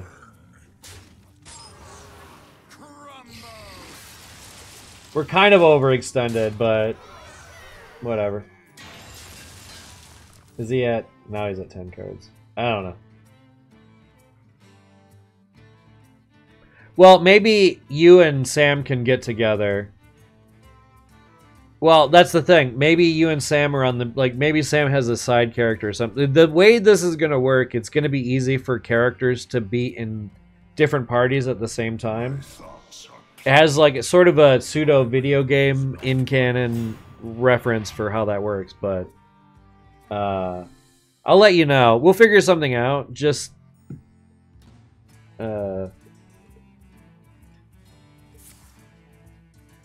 What? Why would you do... That doesn't do anything. Oh, never mind. Okay. Well, he didn't get a volcano like I thought he did. I don't know where I'm gonna go when the vol... Okay, no blows. Shit.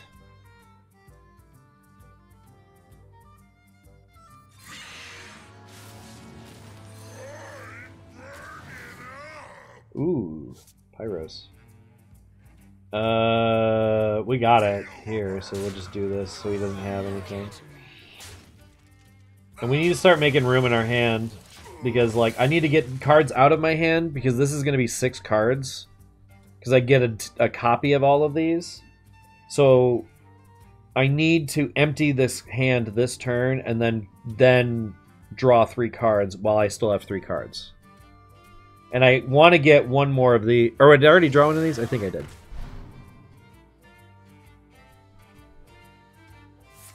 Oh, yeah, but... Is Josh done? Did he... Is Josh still streaming, or... Jason and Josh fell out hard, so I'm not getting in the middle of it, necessarily, but... I don't really know how to feel about it either way. I don't really have time to feel anything about that, to be completely honest. It's a bit of a shitty pickle.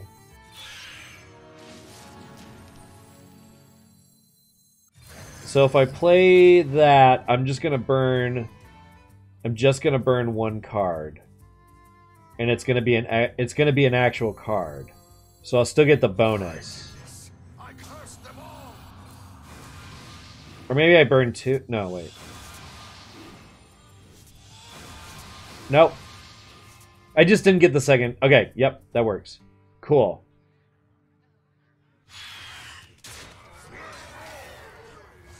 So I am going to burn a card. But what do I burn at this point? I don't think anything that's... Oh, shit. I could burn... Oh, shit. I could burn the guy that makes these cards cheaper. That would be a problem. If I... Oh, never mind.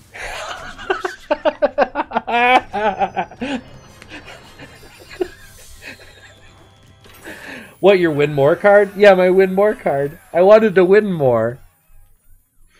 Oh, okay. Yeah, Josh and Jason fell out hard. So I would just assume not... Yeah. I don't even know, man. I just, yeah. Again, like, that was their whole thing. It's like a not paying rent thing. Then Jason felt really excluded. And when he expressed that, they basically said, it's all in your head. You're being paranoid.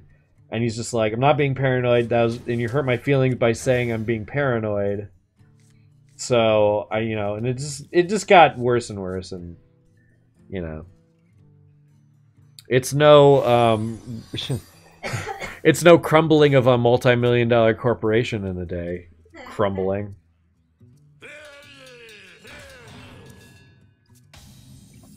Look at this fucktard. Well, we can't fucking play Archmage, that's for sure. We just passed turn. I considered coin ping, but we might as well just go coin Nightmare Amalgamation. Amalgamum. There's very few games where a 3/4 for 3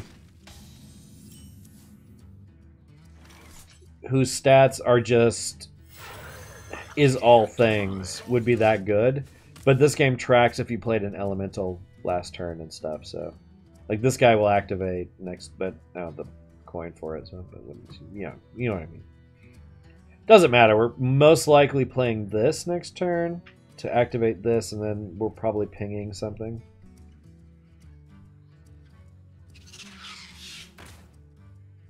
Is he doing a whirlwind?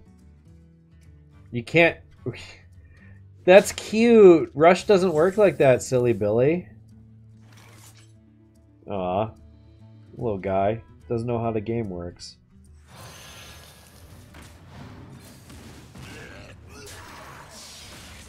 Whoops.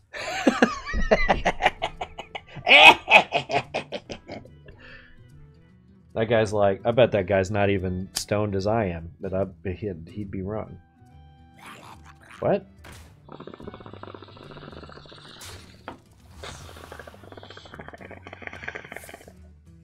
Great lifesteal, bro.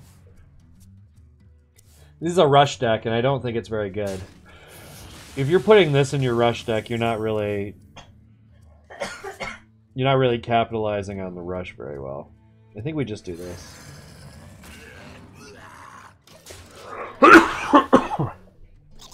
Into the microphone, Michael. I know the mic's usually over here.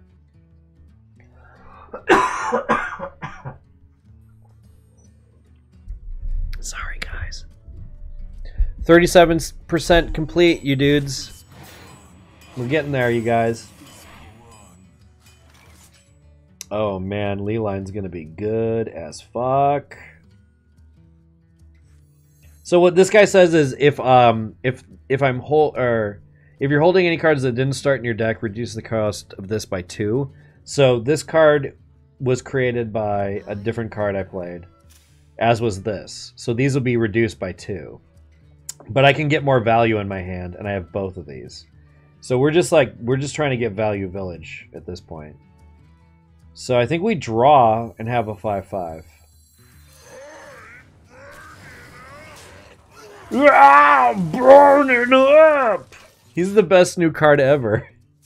Do you hear him? What? This elemental, when you play him, he goes, "Ah, I'm burning up!" He's a campfire elemental. Or bonfire elemental. It's fucking good, dude. 5/5 for 5, draw a card. Tight. Tight like the baby. Nah, you can't make that joke anymore. Tight like the baby. Tight like the baby. Like a baby vagina. Like if you were to fuck a baby vagina, it'd be very tight. In the in the 90s, those jokes were way funnier. Now they're just sad. God damn it. But I swear to you, there was a time when that shit was hilarious. I'm not a crazy kook.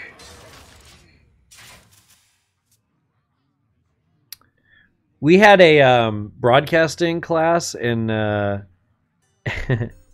and they were waiting for the teleprompter or something. They were between takes, because they're doing these costume changes, because the joke was it was the last show, and so they were doing it as all the other hosts, like there was like rotating hosts at this any rate, in between takes that they were doing this stuff, they were telling dead baby jokes. It was so fucking funny. Oh shit. Yeah, we gotta actually have to play this just to get our hand free. I don't think we actually need this for the value, and we need to get our hand free. Because next turn we really want to Blaze Collar whatever he plays. And the turn after that, we want to Archmage. Ooh.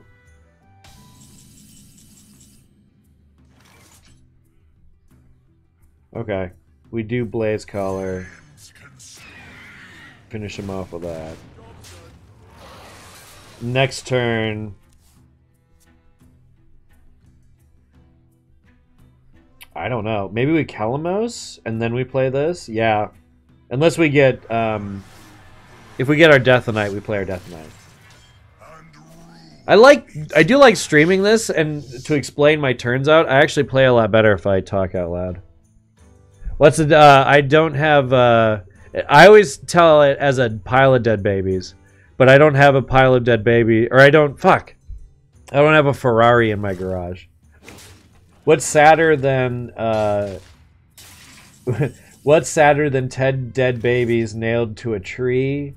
One dead baby nailed to 10 trees.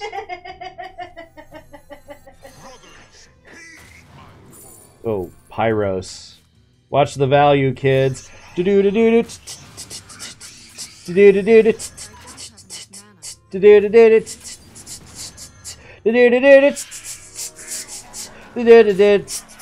Value Village. Welcome to Value Village. Value Village. Value Village. Get your motherfucking Value Village on in my fucking store. Hello. Get your giant cat paint in here. Get your giant cat paint in here. Hello. What was another one? What's black and taps on glass? A baby in the microwave. What's the difference between a trash can full of dead babies and a Rolls Royce? Yeah, I don't have a Rolls Royce. We already said that joke in the chat. What was the other one that was good? What's black and squirms in the corner? Baby in a trash bag. A girl told me one of the worst ones I ever heard.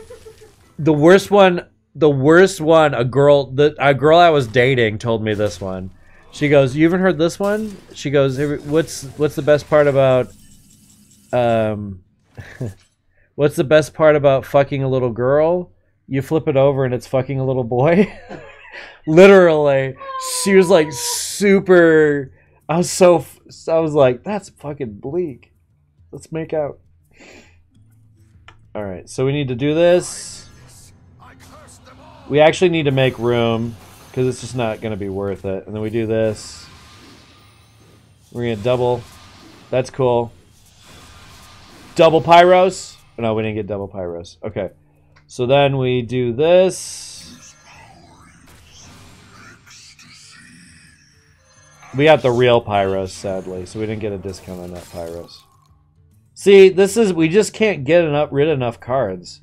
I might need to, like... I'm gonna have to pull out the guy that draws. Oh, salsa. What do you call a baby in a blender? Salsa. That one's a good one too. All right, since we've been warmed up. Tell your horse apple. What? Tell your horse apple. What's my horse apples joke? What, man? Pizza. Yeah, I was just gonna do it. Oh, okay, good. Okay, so yeah, I was just about to say, on that subject. Oh, look at this nonsense. This is not good. Why don't I ever get my Death Knight when I need her? Oh, woe is me.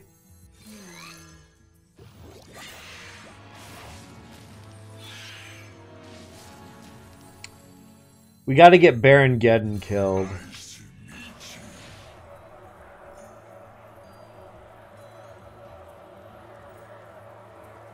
Fuck.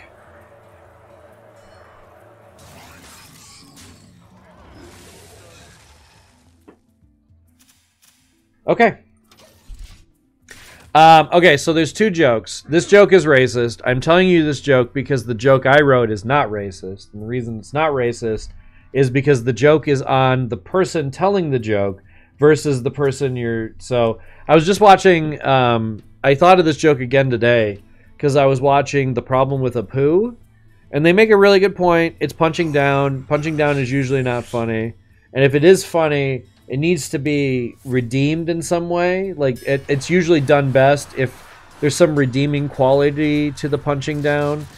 For instance, there's some quality to that character that's unknown to the... I can't believe we're winning this. Oh. Uh-oh.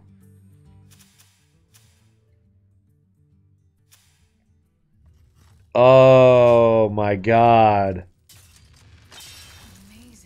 Amazing. I'm not even mad. I'm usually mad at this point, but... There's no spells in my deck, so it's not going to do any damage. This is a dead card. Fuck.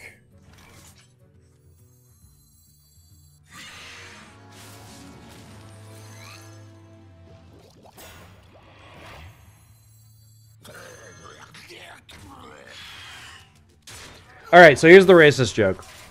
What's the difference between a black man and a pepperoni pizza? A pepperoni pizza can feed a family of 4. That's a racist joke. That's not my joke. That's not the joke I wrote. That is a racist joke. My joke is, what's the difference between a black man and a pepperoni pizza?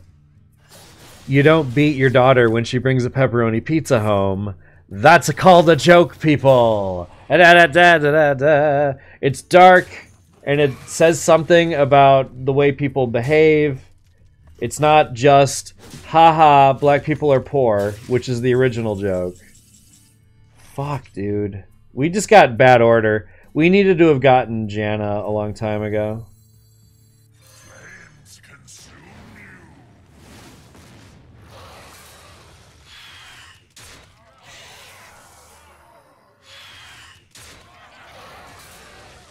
We might still win, though. That's why I'm not, like, conceding or anything. We might as well just draw if we're going to draw. Like, this is basically a dead card. So I think we pull this, because we just have enough card draw with the other stuff. It does. Today was a bad day. I'm sorry just found out. We found out earlier that R. Lee Emery died. That is a real drag, and he is actually one of my favorite character actors. So I'm sorry you guys found out on my stream or during today. It's been like a bad fucking. It's been a post-Trump year for sure. Not to get all like crybaby about it, because I don't really like. Oh, do we? I don't think we have a choice because we just need the lifesteal at this point. He's gonna get his 10-10 off before I get my 10-10 off. So I gotta make sure I play this elemental so I can at least. Oh, never mind. I didn't get a blaze color. Where? That belongs in a museum. Oh, he didn't even do it. Why didn't he play it? That's crazy. I would have played Pyros there. Now he's gonna die. He wasn't gonna die before. If he. Whoops. No, don't do this. Why didn't you play Pyros, you dumb idiot? You had a Pyros in your hand. Whoops. Okay, do you have an execute? I wasn't paying attention. No, I wanted to be at full health, you fucking cunt. Oh, what a piece of shit.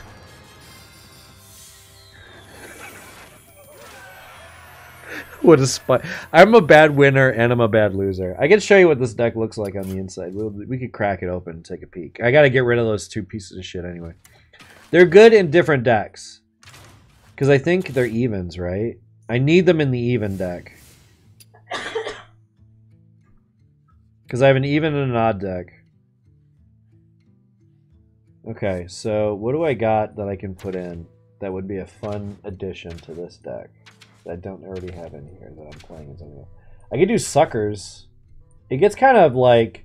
Life Drinker might not be a bad idea, even though it's not an elemental. But I think removal would be better, and I think it might be better just to run... What's our curve? We have too many 4-drops.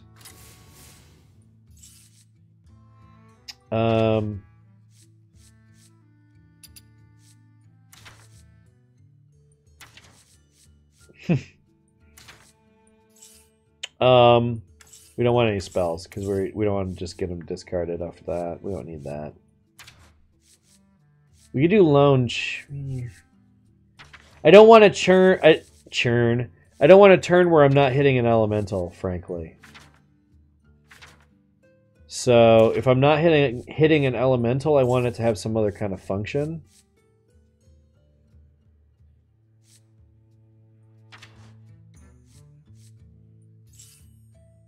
Kibler runs a couple of spells besides. I don't know if that's not the worst idea in the world.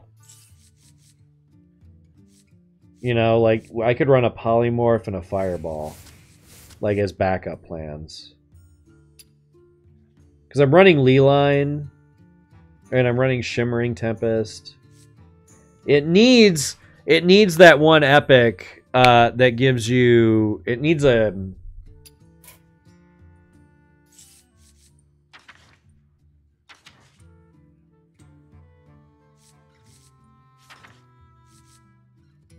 Maybe Deck of Wonders. Because I wanted it, I kind of want that for Odd Mage. So that might be something I try to get at some point when I get packs. Like for gold. Might just get lucky and get it.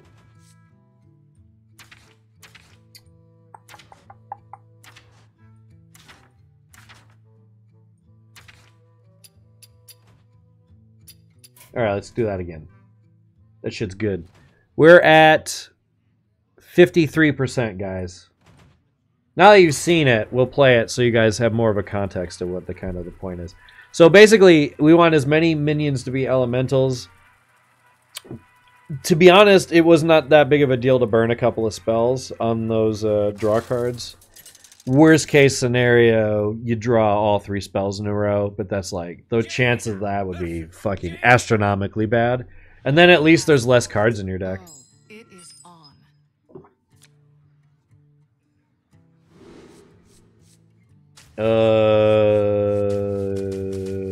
Yeah. This seems okay. I probably could have replaced this, because I'm obviously not going to play it with this. So I probably could have replaced this.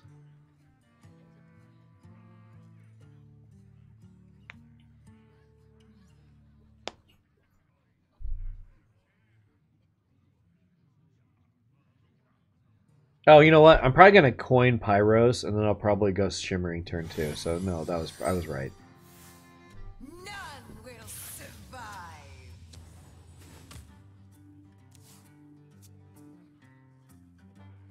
Odd Mage is a bit weird.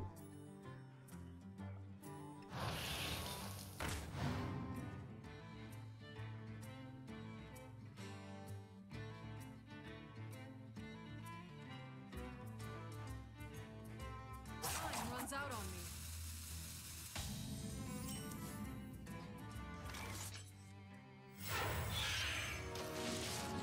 So this is going to give me a card that's going to get a reduced cost. This gives me a card with a reduced cost. This gives me a card with a reduced cost. This gives me a card with a reduced cost.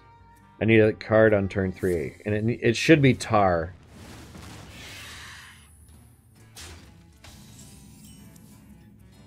Oh, that works too. Anything that's a elemental keeps the elemental train going. He'll probably just fireball this, or maybe he'll... I don't think he'll trade. That's crazy.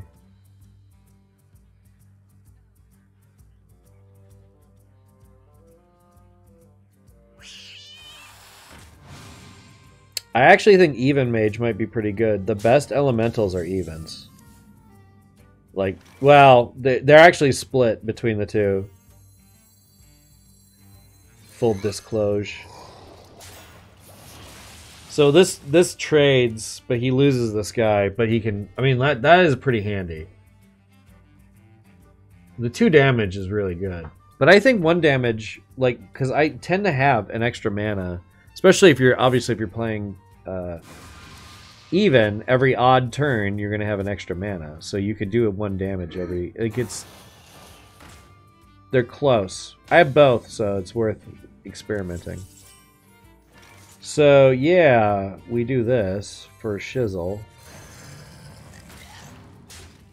See, that's the thing, is Odd Mage gets this Black Cat, but this isn't odd.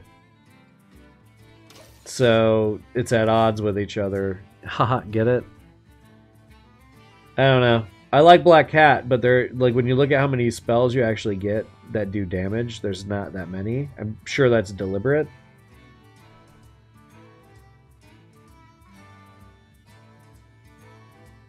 I didn't mean for that to freak me out, but look at that image on the screen, Heather. Look, is that weird?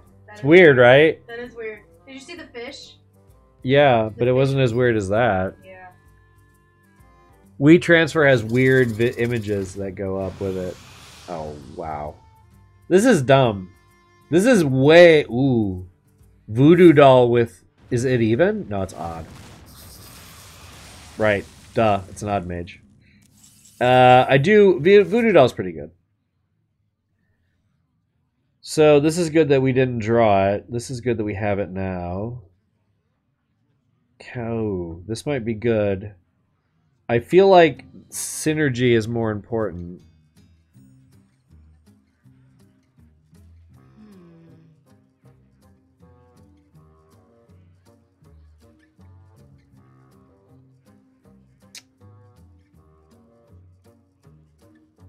Oh, we can do this guy. Okay, we'll do this.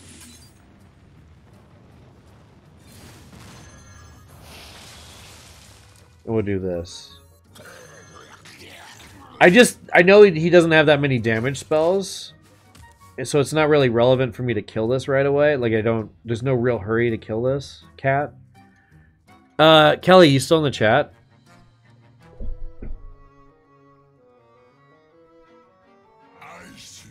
I could do those cats next if you want. We could do the other one after.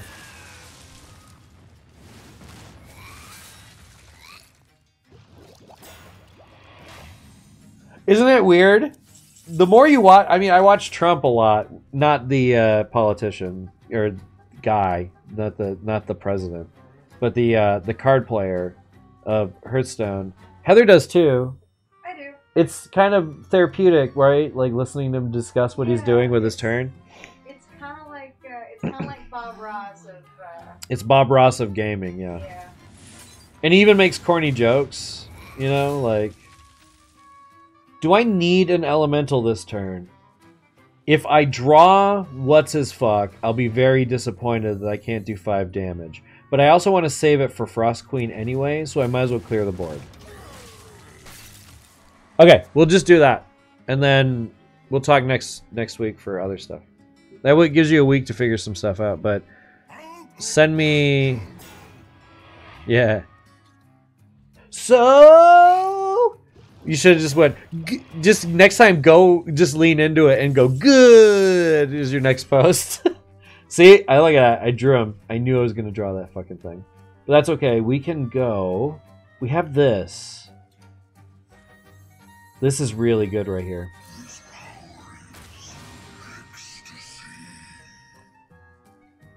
Yeah. How many cards are in our hand? 6. And this will draw us 3, and then we'll draw 1 card next turn. Let's do it. Okay.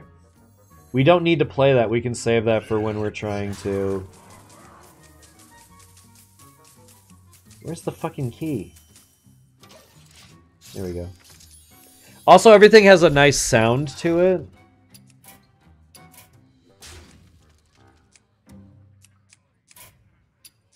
Like, Blizzard knows how to make games have a feel.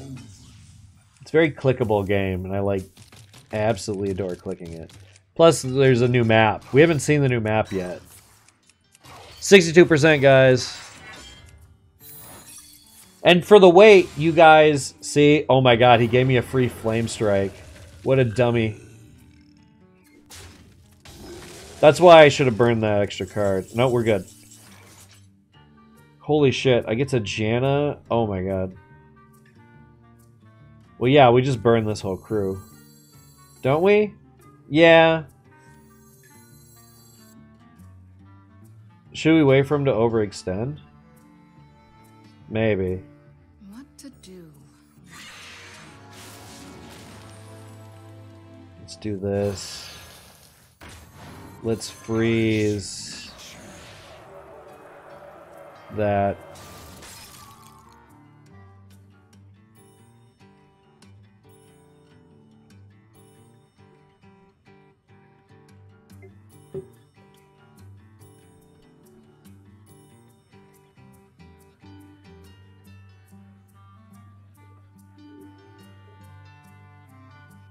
Runs out on me.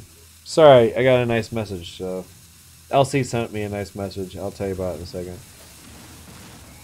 She's not listening. You're fine. You don't need to listen. Okay, yeah, okay. Sorry, I'm talking to... I'm sorry, I just need you to go, uh-huh. Sorry. I didn't mean you, yeah. Do not fear those who wield it. Oh, I have heard of it. I just haven't gotten into it because it seems a bit daunting.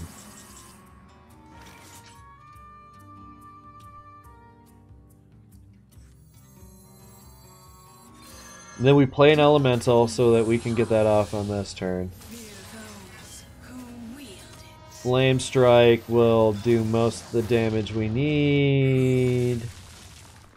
I don't think we need to do that. We can set this up for this, so he has to do something with it, but chances are he was going to do something with that anyway. And here we go. Now it's just value village. It's a value off to see who's going to have the most value. What we need to do next turn is maybe get it.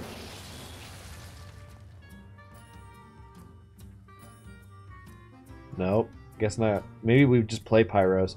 If he kills our Pyros, we kill it either way, maybe. If this Pyros dies... Oh, he really should have froze this Pyros. He should not have killed this Pyros. Unless he's got an answer for a 10-10 on the board. Oh, right.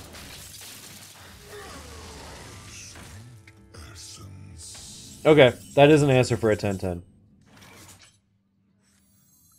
Blaze Crawler kills that guy. Maybe I should have, that's fine. We can do that next turn. And then we'll Zola to get another Blaze Crawler next turn. Except this one will be gold, which will make everyone's vaginas wet and dicks hard.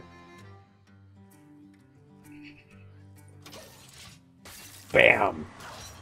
So what this does is, this changes your abilities. And if I kill a guy with my Bloodborne spell, or my hero power, get my games mixed up, I get a dude.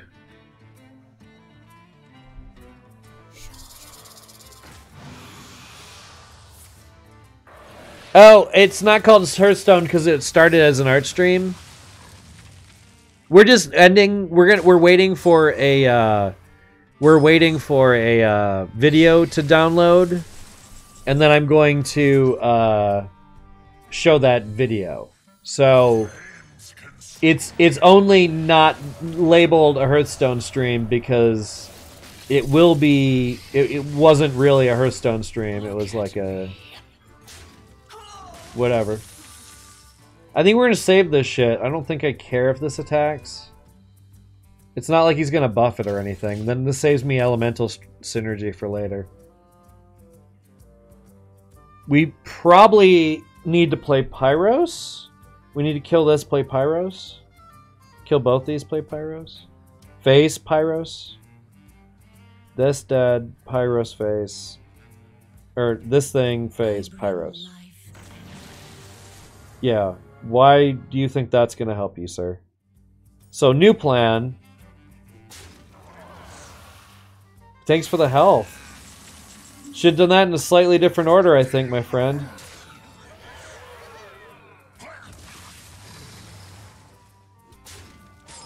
I guess I don't need another one. Did I have a thing? Yeah, I do.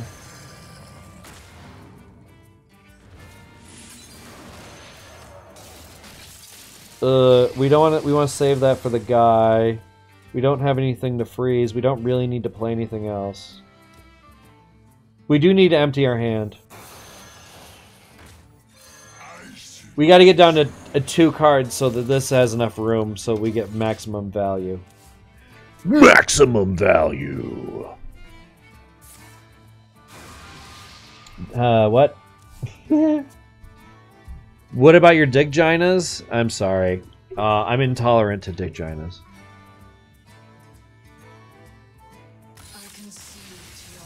That's right, baby. Get on your knees. Ding dang dong. She had a sporting chance, but I had all the things. And eventually she was going to run out of the things. Let me look at my Even Steven mage deck for a second. Did I run that guy? I'm not even... No, I am. I'm running him.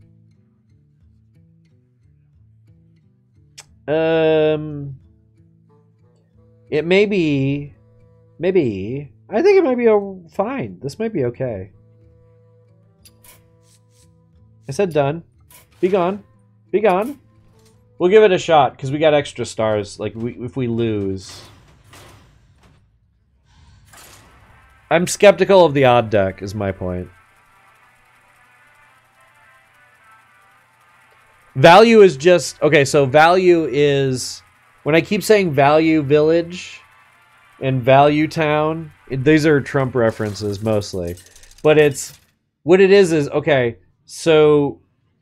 What this deck does is it gets cards in your hand, and then this... And that were not in your deck to begin with. And another card makes those cards less expensive. I need that. I actually am going to keep this. Yeah, because this is a... Yeah. Any rate, so if you get cards that are outside of your deck, Book of Secrets is going to be a little bit riskier. I got a lot of spells and stuff. Have turned our curse into our strength. And,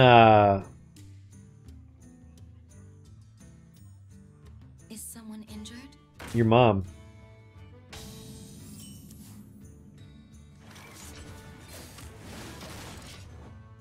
So when I say value, I'm getting things cheap is the entire but it's just like a sassy way to say it. 72%, guys. You're like, oh, thank fuck. 3? I think we just kill this. He's I think I know this is Lady in White. Most likely... Never mind. Nope, never mind. Not Lady in White. Maybe not Lady in White. Huh.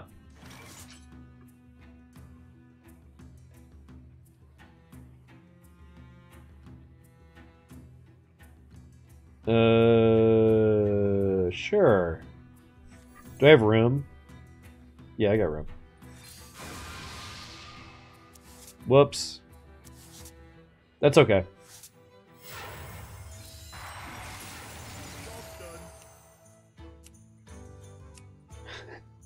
What do you mean my job's done? This guy's still alive. You can't target him anyway.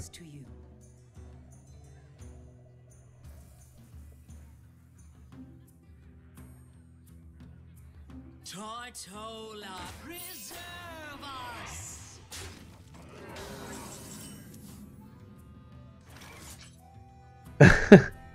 I had to go back so far to read what you were talking about. That was ridiculous.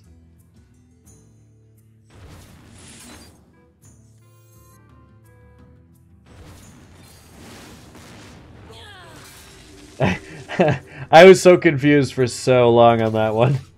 So next turn it'll be fine. We can Phoenix this and then ping whatever his face or whatever. I'm sorry that that president is a president, but was not my choice.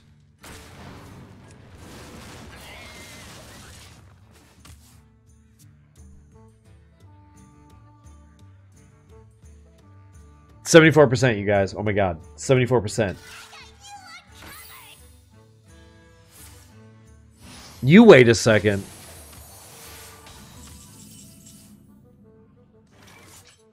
Dang it.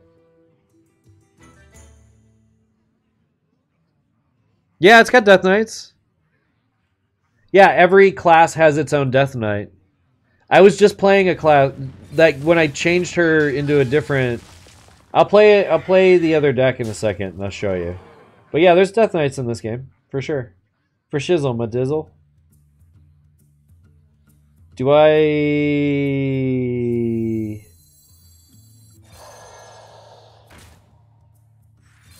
Let's see if he's got an answer for it.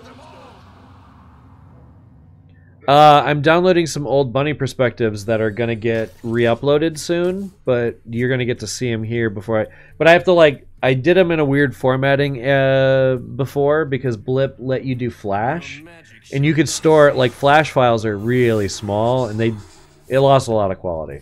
But I didn't. YouTube was not no one even considered using YouTube in the day.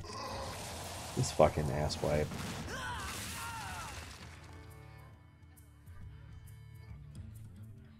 Yeah, okay.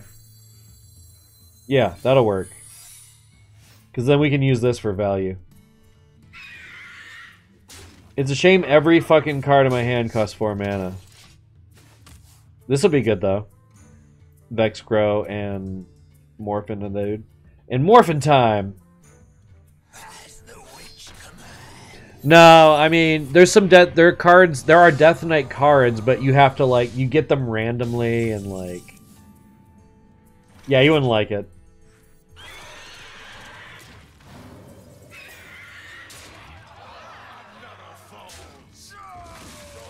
But yeah, no, the best they have is that they change.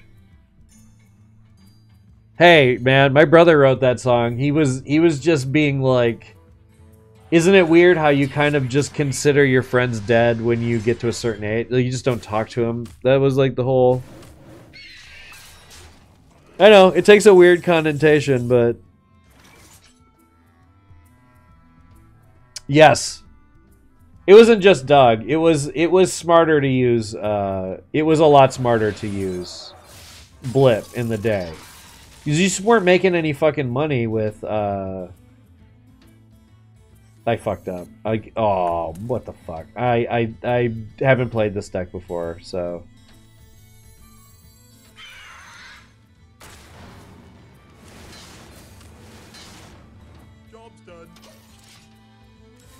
But yeah, but Doug Walker did a lot of damage on that front. And then when it was convenient for him, he decided to do the "Where's the fair use" movement, and that's really kind of disgusting. Oh my god. Broken. Holy shit. That justifies the deck right there. Vex Crow. Fuck, that's pretty good. Amazing. What a cunt. God, I really hate cards that just do that. It's like, I get why they have to exist, but they're so boring. Alright, so we gotta play an elemental maybe?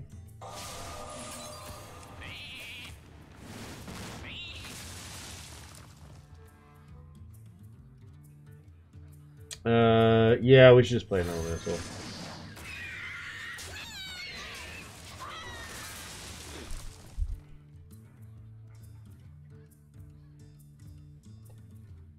The payouts were better, but I think, Alan, I don't think you were really quite, like, I feel like, I mean, you knew a lot of stuff, but the people that were trying to get on that site, it got very cult-like.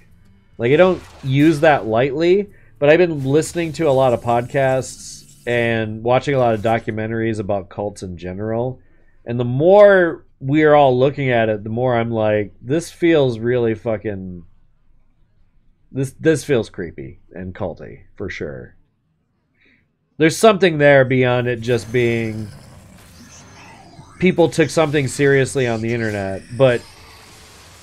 Like, this stuff became people's jobs. Like, I know that became a joke to people or whatever online in general, but like, you know what I mean? Like, once that becomes your job and then that job goes away, what are they supposed to do? You know, like, the internet was really unreasonable to a lot of people for no real good reason.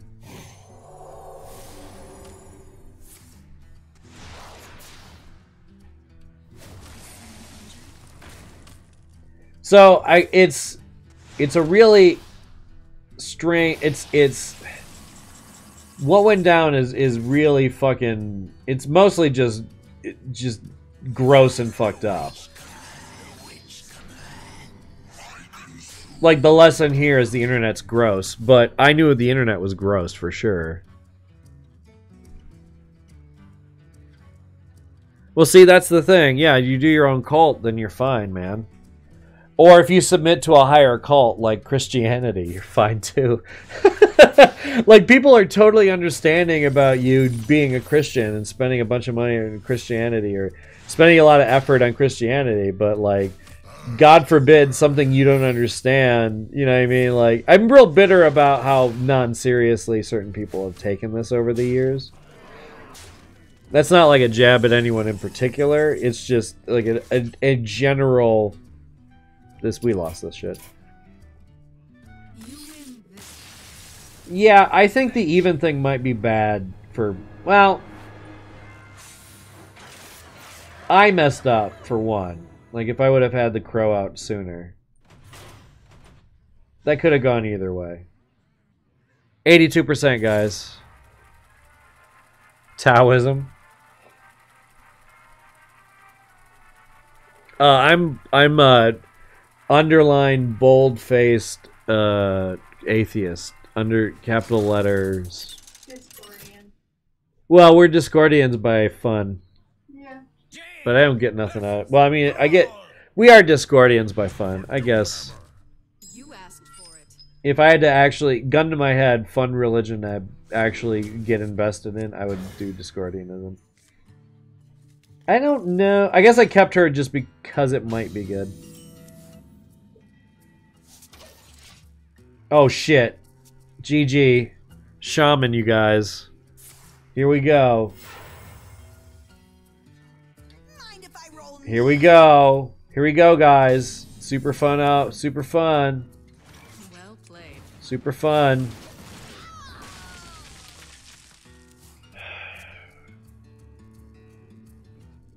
We have to just beat him before he can beat us. But chances are good he's just going to win. So for those not in the know, Shaman has like a near infinity combo right now in the game.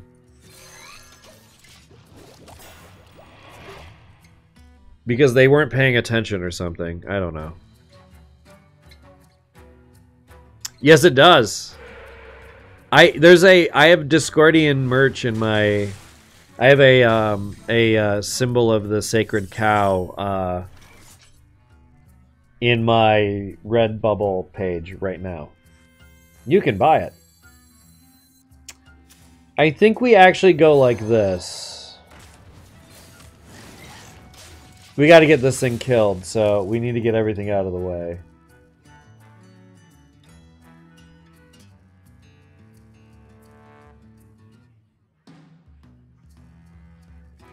Kelly, I'll let you know if I need anything else in the next...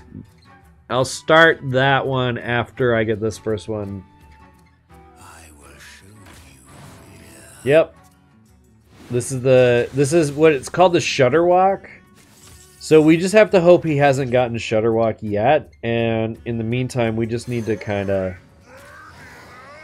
We have to take away his means of getting things to get Shutterwalk. And we need to start killing him. So this is a... We did this to start killing him. See, we'd have a real problem here with this Doomsayer otherwise. 6.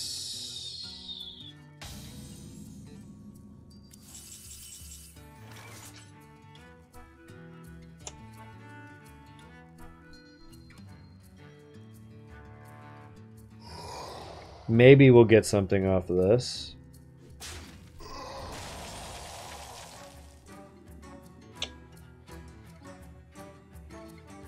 Shoot. Oh, yeah. Durr.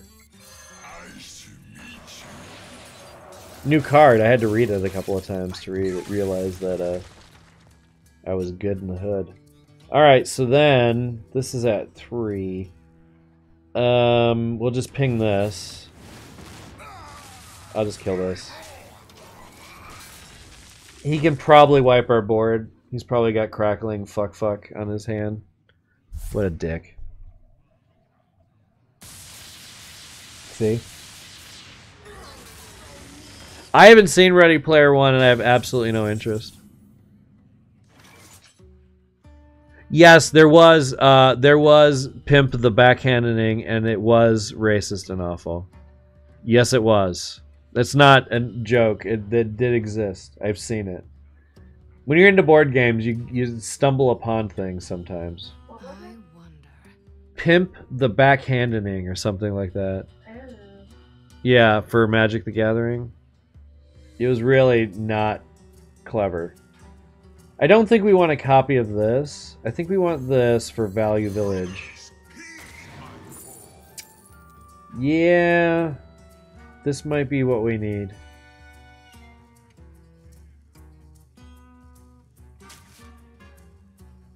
And I guess we just ping... Ugh.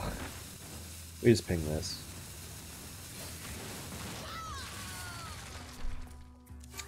But there's also like a trailer park work replacement game too. Yeah, I'm not interested in Ready Player One. I heard it's better than the book because they kind of matured the ultimate point of it, but yeah.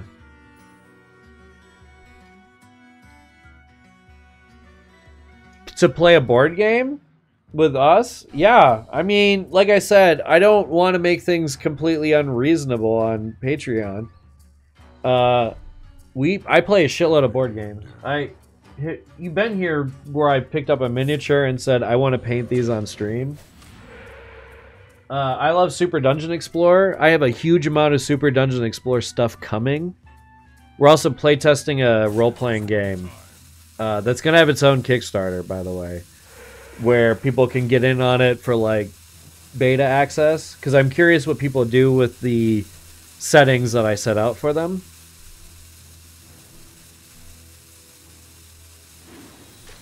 Fuck Big Bang Theory.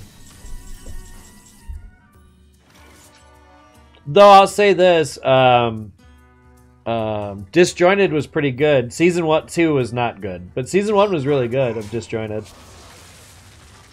It's not exactly the marijuana show I wanted for my entire life, but it wasn't the worst show by a stretch. Shit.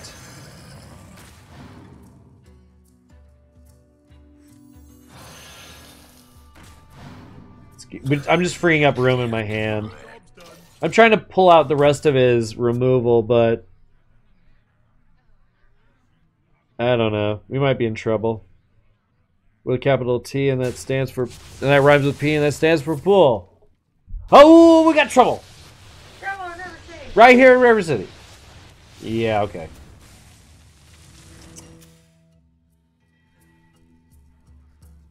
I really fucking hate this deck, dude. I don't think I'm gonna... Ugh.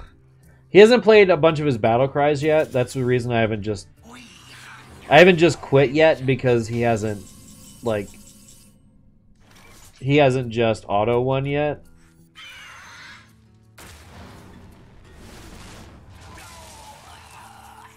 I kind of want to copy something better than that.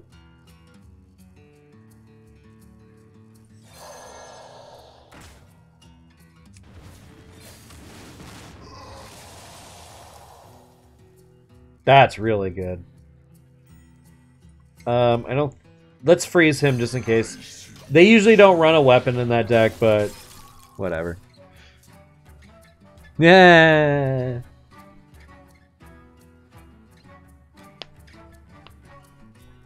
Yes, I did see this.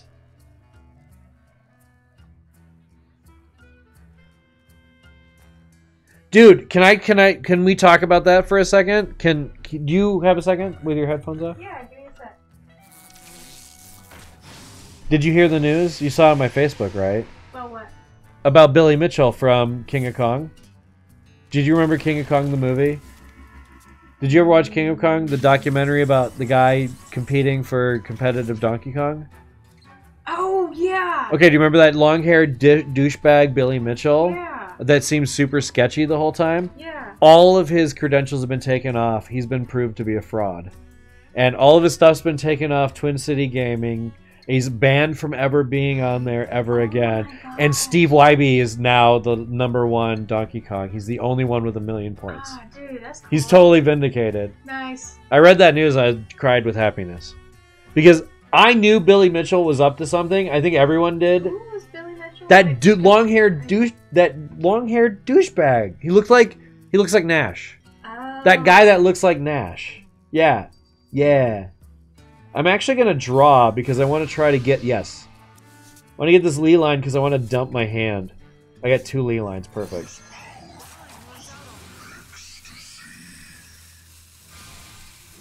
Okay, we want... Oh my god, what do we want? Mirror Entity? No, we want Arcane.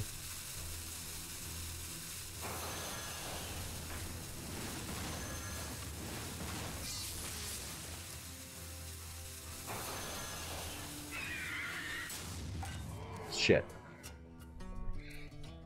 Sorry. No, you're fine. Are you done with me? Yes. I just wanted to let you know. Yeah. Mario's girl put out a really good video of... Was it Twin Galaxies? What did I say? Twin... What? What'd she say? about Mario. Oh, what'd she say? I'm working on it. Oh, is it good? So far, Okay. Leo sent it to me. Okay. I will watch it after the stream. I'm sure Lavender's... Oh, we're at 95%, you guys. I guess we could watch Mars Girl's video after this if we wanted to. I kind of want to save this for when I have Death Knight up.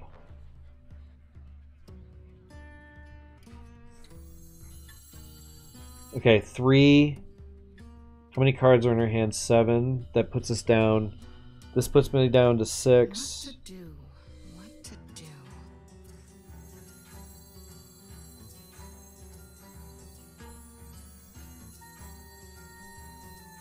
I did this. I cursed them all. Ecstasy.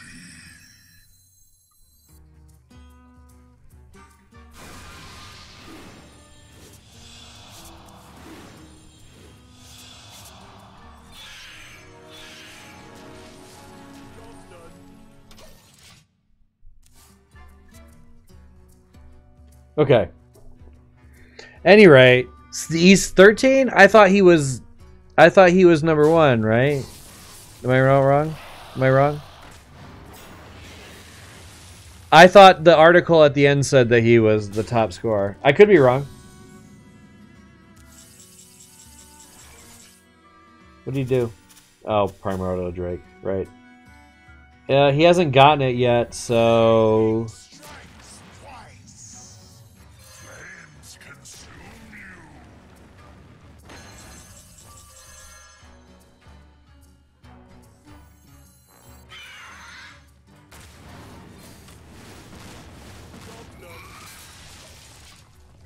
This can kill this, so... If he doesn't, he'll probably just go face with this. I mean, if he's got Shudderwocky, he hasn't played the Grumble yet, so... I mean, he's got a bunch of stuff that he has to play yet. If I can get Janna, I might be able to stay in this thing, but...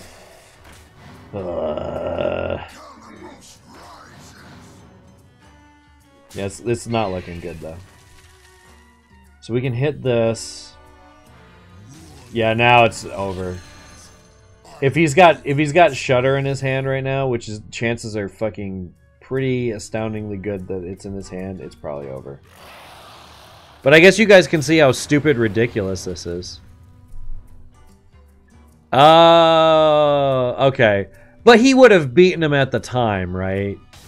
Gray. Like, my point is, he still would have beaten that piece of shit at the time. Like, I really hated that guy.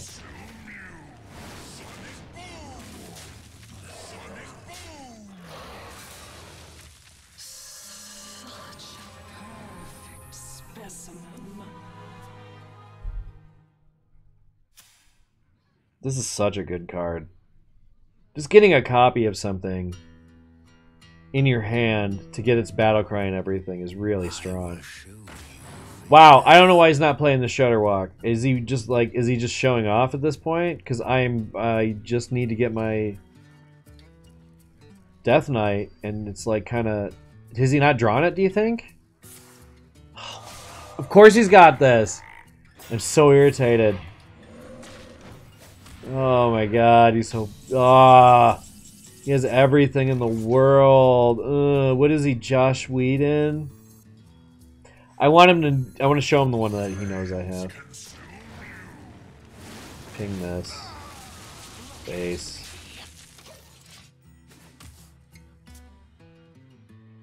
$99. It's about to be done, you guys. So probably after this game, when I quit in disgust, he still hasn't gotten it. Or did he get it? Is that it? Did he get it? Okay, now he did. He got it. That was it.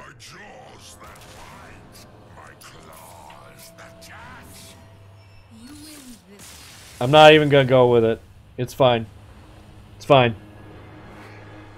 So what happens is every single battle cry in the game goes off.